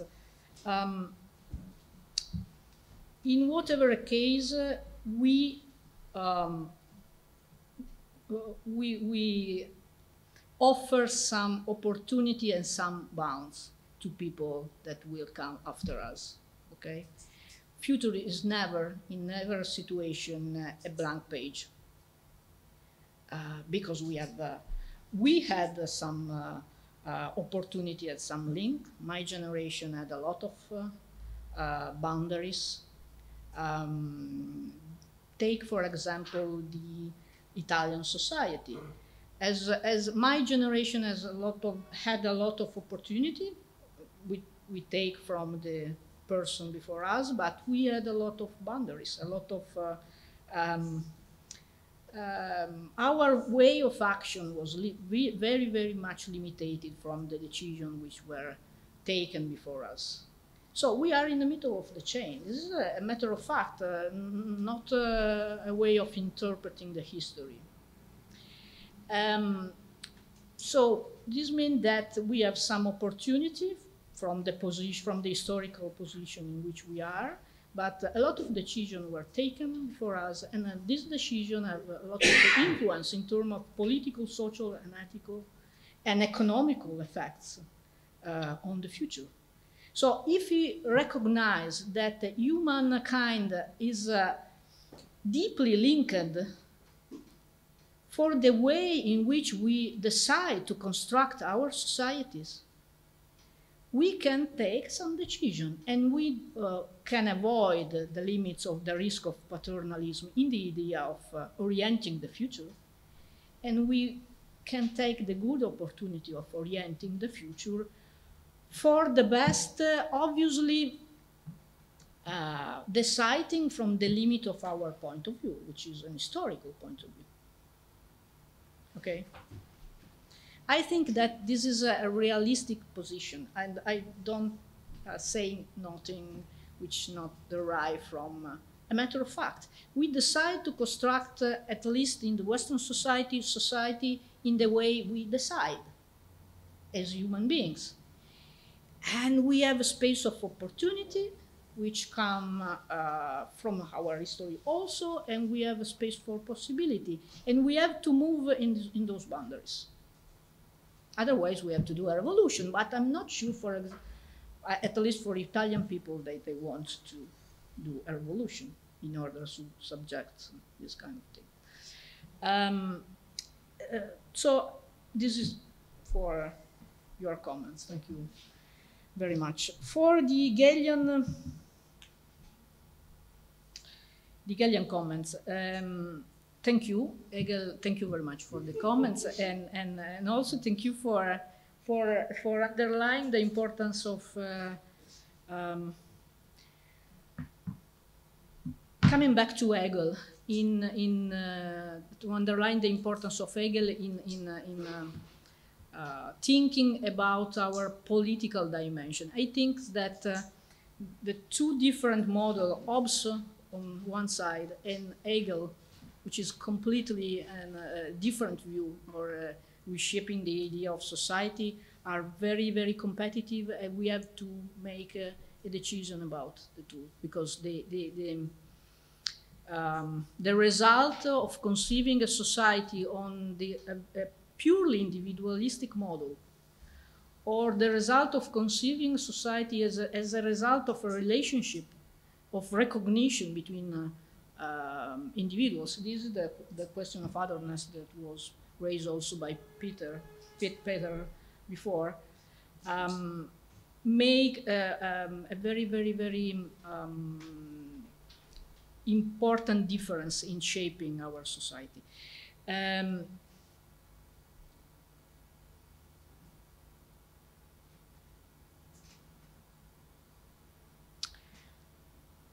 I didn't talk to Hannah Arendt when I wrote the book, but you are right. Probably the idea of natality is one of the ideas that can help my reflection. I'm now working on this for the next book, so I hope that I can improve this aspect. And what about reshaping the notion of action? I try to offer my little contribute in introducing another kind of or another description of a social action possible to the model we social ontology use commonly. And I'm trying also to underline the importance for political philosophy and from philosophy of sociability of the joint action. And I'm also convinced that all those scholars which in social ontology, like Tuomela and those boys, works on joint commitment or joint action, really don't grasp the idea that joint action or joint commitment is primarily a political question, not just an ontological model. And we have to include, Margaret Gilbert do this job not so bad, I would say. We have to include ethical aspects and moral aspects and political aspect in our reshaping the idea and our reshaping this ontological model. So, yes, I agree. And this is something that we have tried to do, I think. What about your long list of questions? If I understand correctly, probably your more urgent point was about division between primary and secondary transgenerationality. That was. Yeah, we can say that. We can say that. That division is, it's not a matter of defending myself, but it's just to explain why I try to, why I decide to maintain that division so strong. The reason is that I think it's, you know, when we do social philosophy, we have to, this is obviously my position, and you can discuss this, but it's important to have in mind that we are animal, okay? So there is an anthropological component that we have to describe, and we have to maintain also when we do social ontologies. Also when we try to describe the sociability or the pillars of our society, okay? So when you try to do a descriptive job, as in my case, because I try to be descriptive in that book, not only normative or not primarily normative. I think that a good and very structured division can be very useful in order to describe better the states of affairs. So this is the reason why I try to maintain the distinction. As I told, we are animal, and our sociability is something we add and we construct using our also our animal disposition, okay? And that's why I try to describe these two blocks in a very separate way. It's some kind of a, let's say, an ontological distinction, because the primacy of the animal is more ontological than chronological, because this point is not so clear. That's what I wanted to problematize, in a sense that we are not, we cannot be sure what comes first in this game. This is one point, and then the primacy of the social or of the natural, the biological animal that you're talking about. And if this is the case for you, then this makes things clearer for me, because when I was reading, I was asking myself, what this primacy, what is the quality of this primacy? I'm not saying that it's a primacy, but it's something we have to consider together, okay? I say that I try to imagine this definition, a human being as transgenerational animals, which means that we are animals educated with an education, which means that to some natural disposition, I would say with some what I label as natural disposition, natural emotion, natural affects, natural way of, which are a lot of different emotion. I'm not saying that there are just a group of an emotion. So that if we describe animality, human animality, we have to add or remove some quality in our description all the time. But alongside this way of describe human animality, we have to add or considering together social disposition. Okay,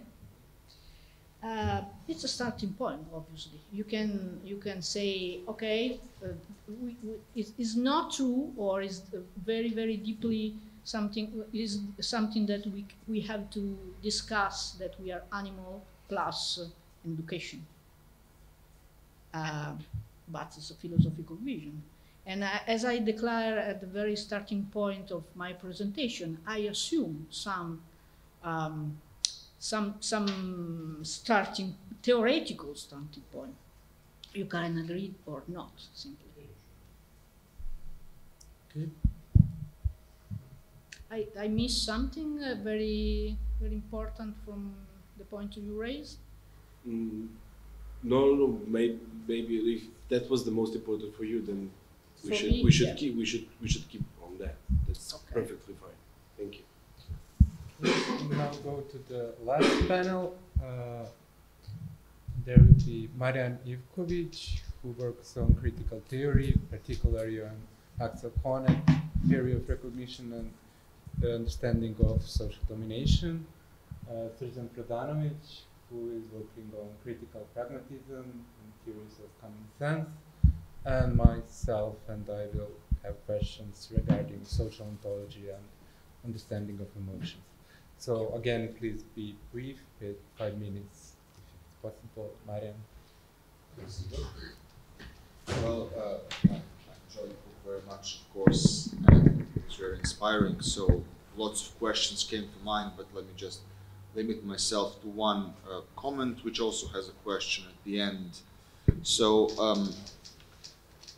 my comment in question deal with a political strategy that we need in order to motivate people to act transgenerationally. And when I say political strategy, I refer to the politics of recognition, of the Hegelian recognition, and especially as it has been conceptualized by Honneth.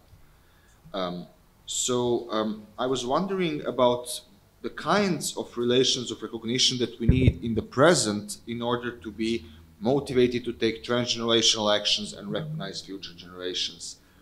And as I see it, a lot depends on what kinds of institutionalized relations of recognition we have in the present when it comes to our ability to think and act transgenerationally about some crucial matters such as climate change, which you address in the book. And there has been quite a lot of talk in the academia lately about the apparent nihilism of large numbers of people today who support reactionary political actors who either deny climate change or overturn progressive policies that combat climate change. And I'm thinking of characters such as Bolsonaro and Trump, or these Sweden Democrats that were recently elected in Sweden. And the premise of authors such as Wendy Brown is that a lot of the people who vote for these characters do not really believe them. They're not really, let's say, climate change deniers. They actually understand and accept that human-induced climate change is happening. But they either don't care, or worse, they enjoy contributing to the destruction of the world. And the implicit premise here is that they have become nihilists because they have interiorized the kind of worldview which is based on resentment rather than any kind of positive vision of society. And this is why these people become completely unable and unwilling to think and act transgenerationally, according to hypotheses such as these. On the other hand, I was always puzzled when thinking about such hypotheses by one banal thing. How can you be a nihilist when it comes to climate change if you have children, as most of those people in all likelihood do? Do they really want their children and grandchildren to live in hell, right? Obviously, there must be a high degree of cognitive dissonance and internal contradiction within these people, and I would say this is reason for hope. But the question is, how do we motivate them to resolve this internal contradiction in a politically progressive way and support those social political actors such as social democratic left, let's say, or who are trying to fight climate change for real, not just in terms of greenwashing like many of the liberals are, through restructuring our societies, which is definitely in the objective interest of these people, as Marxists would say. And I would say that politics of recognition in the Hegelian sense is of key importance here when we think about motivating these people. And to keep it simple, let us say that many of the dominant, let's say, establishment political actors, such as progressive neoliberals, let's say, as they are often called, articulate a kind of vision of interpersonal recognition, or a kind of order of recognition, which is premised simply on abstract legal universalism, which means the recognition of persons as morally autonomous decision makers. And then, empirically speaking, most of the time, this ideal of institutionalized recognition in terms of abstract legal universalism will in practice become what Honneth calls ideological recognition, which means only formal recognition which is unsubstantiated by real resources for practicing moral autonomy. And I would say we could we could argue that this is one important reason why people are increasingly rejecting this model of recognition in practice, though not in principle, let's say, which means that is how a certain internal contradiction appears in their mind. They don't reject the validity of this model of interpersonal recognition, but they reject the empirical reality in which this model is not realized. And they thus become tempted to endorse what looks like a nihilist approach, and which operates through a demonstrative, performative rejection of the ideals of moral autonomy and responsibility for future generations. And then the left, on the other hand, has been trying to articulate a model of recognition that follows the Hegelian logic of social freedom based on real equality and relations of complementary reciprocity, as Honneth would call them, or cooperative self-realization, which is a very attractive ideal. However, we could say that it has failed to attract enough support, politically speaking, and we might locate a certain deficiency in this model as well. I would suggest that what is missing in the model of recognition in terms of social freedom is precisely the temporal dimension which you put so much stress on in the book, our tendency to privilege space over time. Now, when we think about the temporal dimension of a good society in a Hegelian sense, we are reminded of what John Dewey would call collective intelligent problem solving, and then Honneth as well relies a lot on this ideal when he tries to conceptualize his vision of democracy as reflexive cooperation. In other words, it seems to me that the left does not stress enough the recognition of persons as intelligent problem solvers who can contribute over time to issues such as climate change in participatory democratic contexts. This is primarily because participation, even in radical leftist standpoints, is primarily seen as an issue of justice and equality rather than problem solving. And then we speak always of transgenerational justice, for example, but not of transgenerational collective action or transgenerational problem solving so much. So there is also a kind of normative bias there, I would say. And then I don't want to take much more time. So the question is, could we then say that this is the missing element, the temporal dimension of the vision of the good society, that could help people resolve their internal contradiction, their cognitive dissonance, in a progressive way that could turn them away from nihilism and motivate them to act transgenerational? Thank you.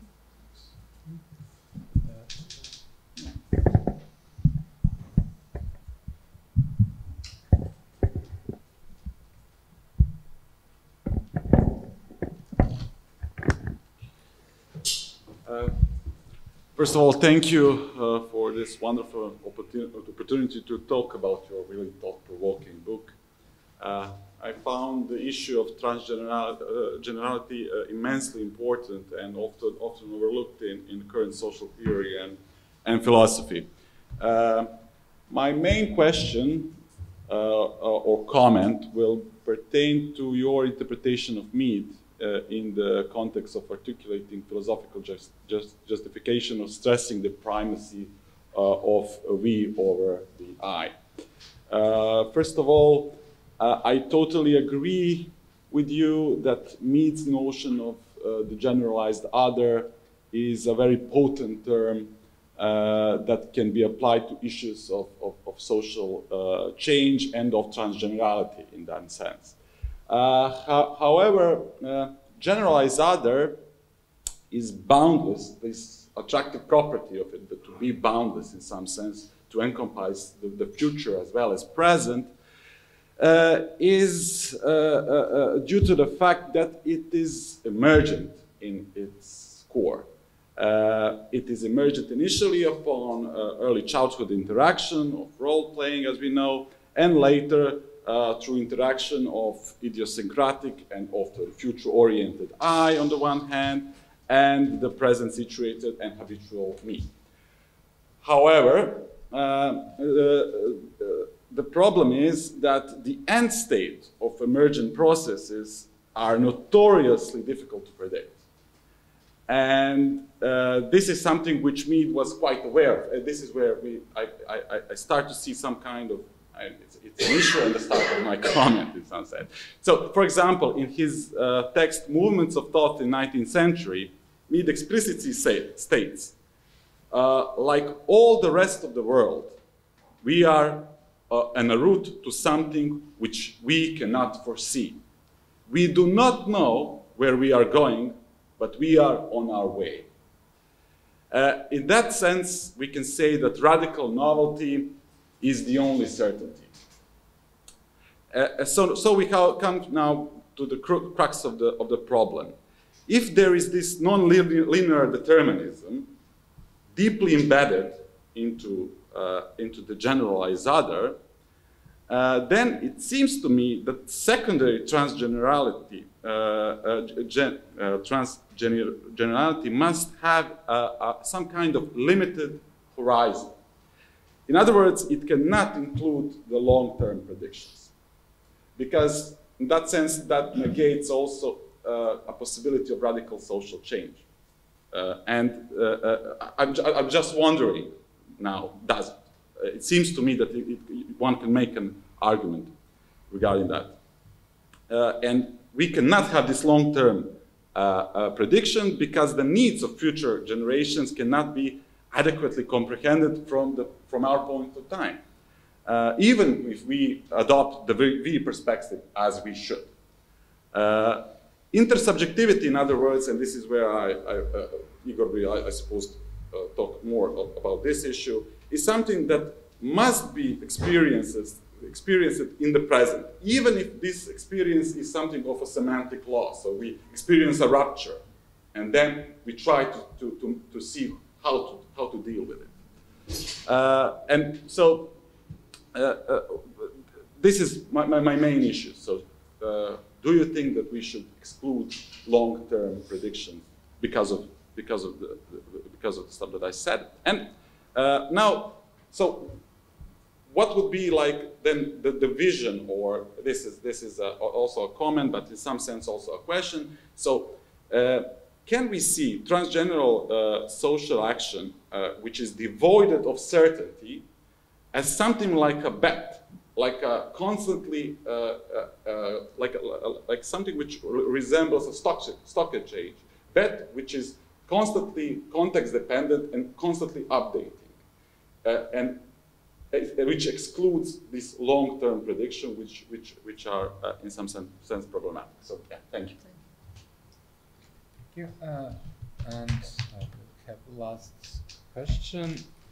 So for me, most interesting, and I see it as the main question of the book, or main problem, is how to have kind of social actions or collective intentionality with those who are not present and cannot be present.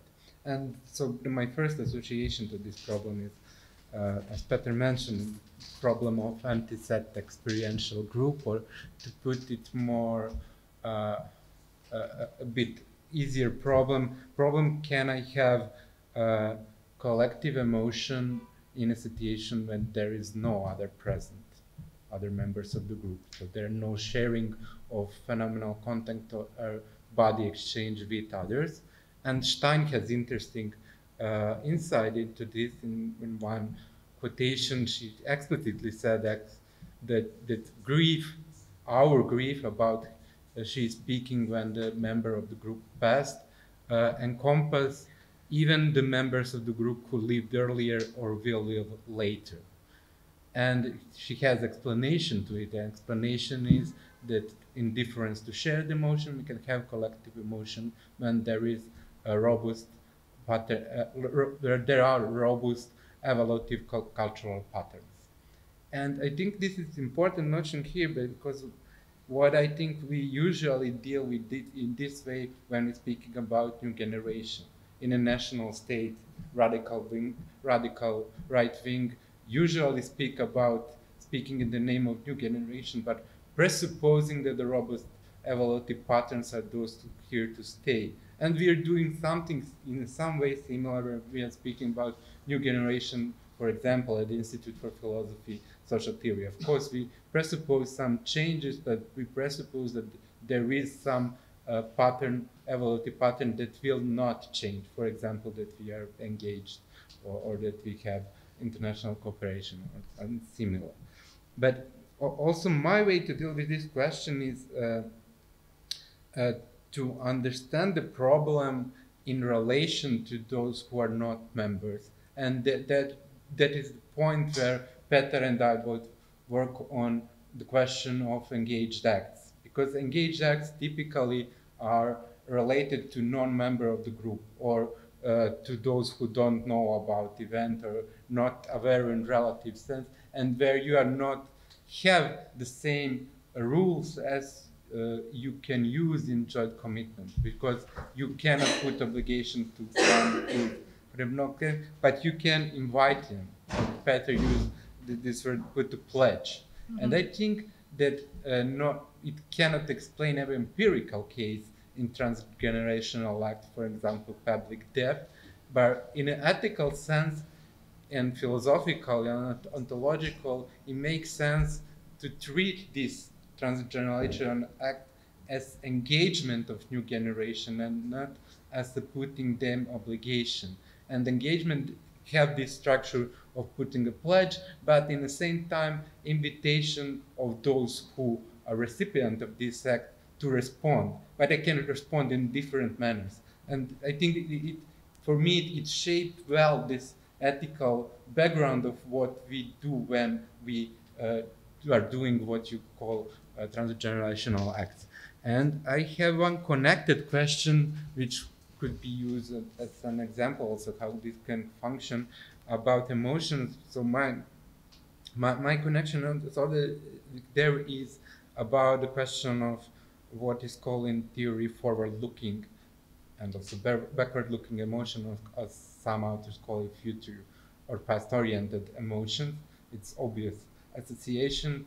It can replace in some way and explain where you use imagination to speak about emotions we have for the future generation. But to be very concrete about it, in one version, trust is treated as positive forward-looking emotion. And I think that this view of trust, I concretely referring now to Bennett Helm, Communities of Respect book, as forward-looking emotion can avoid some problem of knowing. Mm-hmm. So because trust in that way, of course, it could be related to some cognition and to be a member of society, but it's generally more like a positive attitude towards someone than about someone. And extreme cases about is obviously therapeutic trust. When for example, mother provide trust to daughter that she will not came late, even probably that she has no reason to do it, providing the information she had. But what is important about that is that trust then is about some normative background, responsibility, and entitlement, even if those who are recipient of the trust are not members of the group or are not alive. They are immediately entitled by our trust to be responsible for what are they trusted for. And I think that this emotional, not in biological sense, but really in some normative sense relation in trusting about responsibility of new generation is very important to explain, I would say, something connection between social and biological, which is made by making relation really about attitude toward, which is trusting and providing responsibility in the same time. Thank you. Okay, thank you. Thank you to all of you, because the comments were really useful for me and brilliant, I would say. About the first set of comments, I would say two things. Your first for general question was about the political dimension that we have to use in order to push people to adopt a sort of transgenerational approach to the daily lives. I would say that the instrument that is probably much useful to do this job is that of institution. Using institution as instruments to organize the urgencies of people probably is one of the most important things we have to do. You talk a lot about the internal contradiction between what people know and openly or directly or indirectly, and what people choose to do, especially about questions very urgent now, like climate issues, climate crisis. For sure there is this kind of contradiction, but if you go inside the debate of climate crisis, for example, and you go inside the debate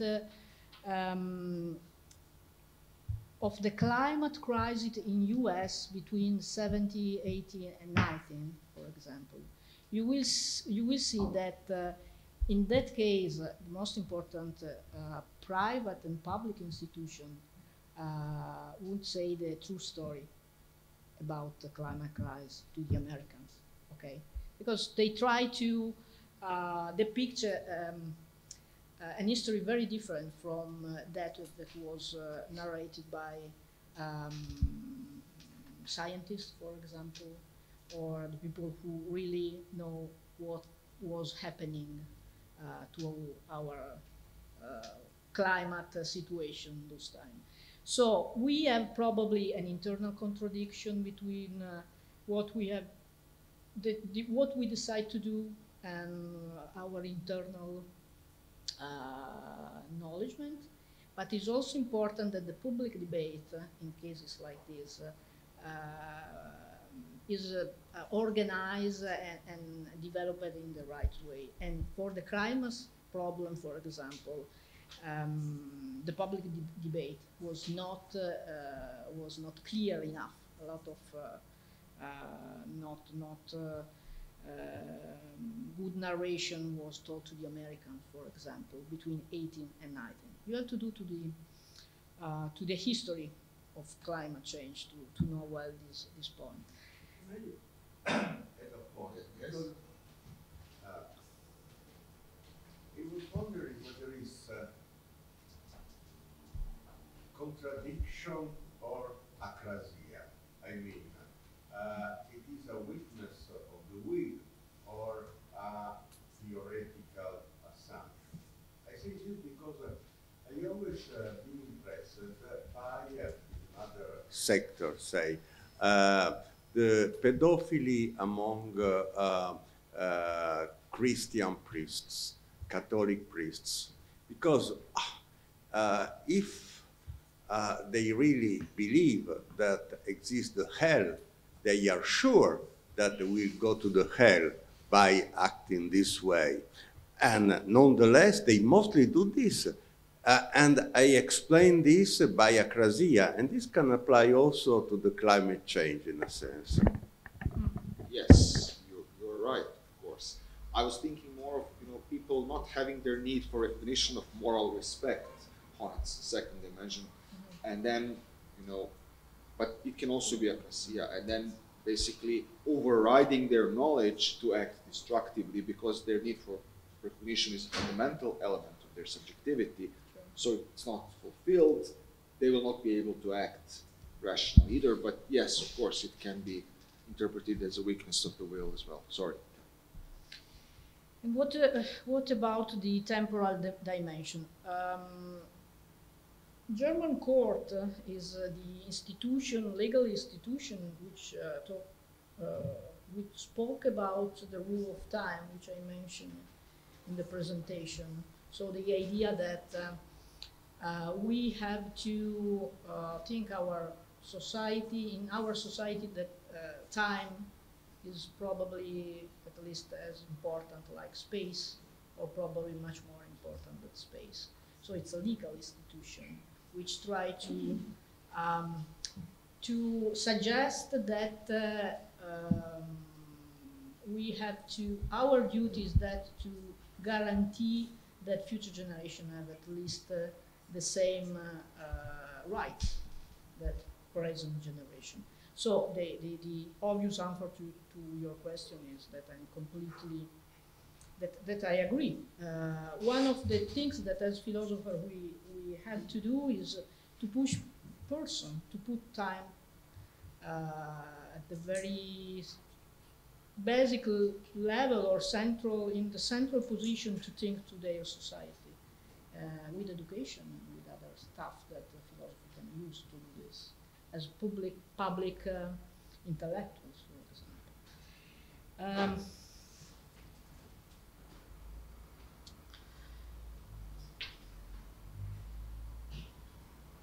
What about the point you raise? I tackled this point, I think, in responding to several objections, because some of you raised the question of long-term prediction, which is urgent. I agree with this, but I think that is equally urgent to recognize that we have a problem with future. So I'm not saying that what we have to do is a prediction, because predictions are impossible. Scientists say this, and I agree with this.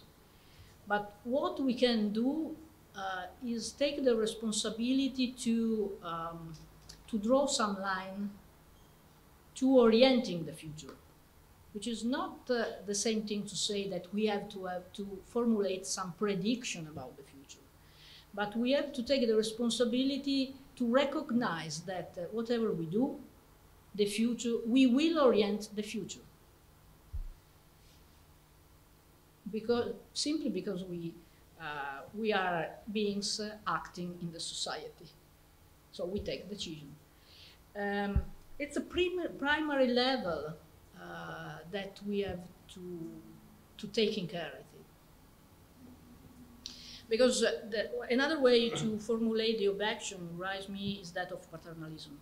You are having a position which is paternalistic, because you say how future generation must be, or you pretend to say what will be the choices, the disposition, the test of future generation. I'm not saying this, but I'm saying that we have to take the responsibility to take some decision in order to, that was my first principle, to make the future generation, to make life of future generation possible, at least for some urgent matter, climate crisis, economic perspective of our society, etc.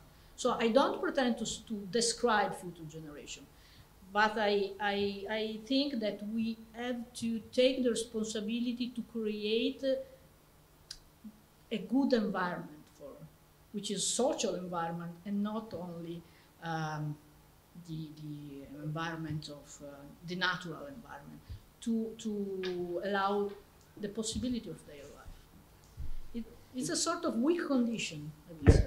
It also seems to me a useful term here to use is legacy. So what's to be responsible towards our legacy? It doesn't have this long-term perspective in it. Still, it encompasses all that you are trying to say. So it was also a term. It's completely right. Legacy is perfect words to express this. What about emotion? You have to submit a paper to our issue, because you have a great idea, a lot of idea that I don't have at the moment, for example.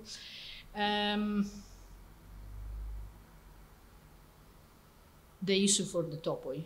Mm-hmm. Yeah. Okay, the call is still open, so you can submit something.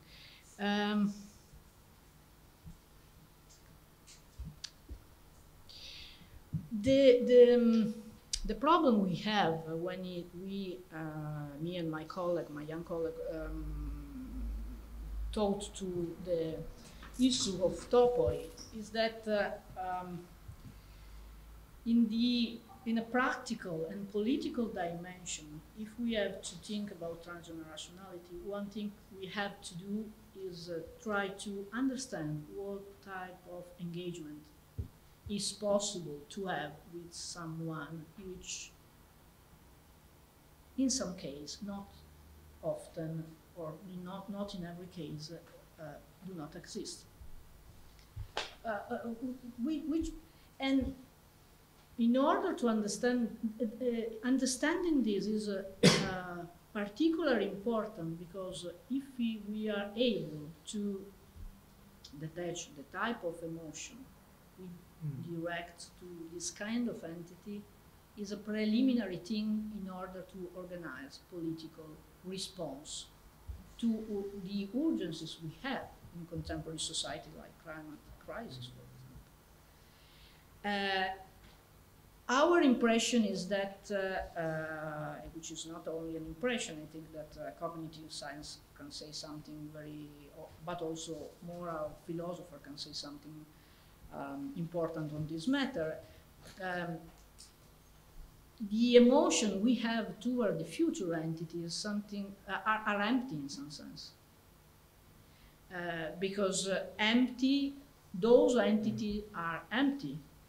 We don't have a lot of details in order to describe future generation, but we have our imagination and our legacy. So we know something about our history, about our past, about the way in which we organize our legacy and the emotion we have to our ancestors. So our impression, I'm working on this, so I don't have clear answer to your question. But my impression is that it's a question of imagination, the way in which we can try to describe future generation, construct a sort of narrative about future generation, and like in fantasy story or something like that, we can reinforce in some sense the emotion we have toward these strange entities. But this is an impression. I'm just working on this kind of thing, so I don't have a much more clear answer to your question. I'm sure that the topic in the journal will provide a better answer. I hope. Thank you, really, to all of you. Thank you, Professor Andina.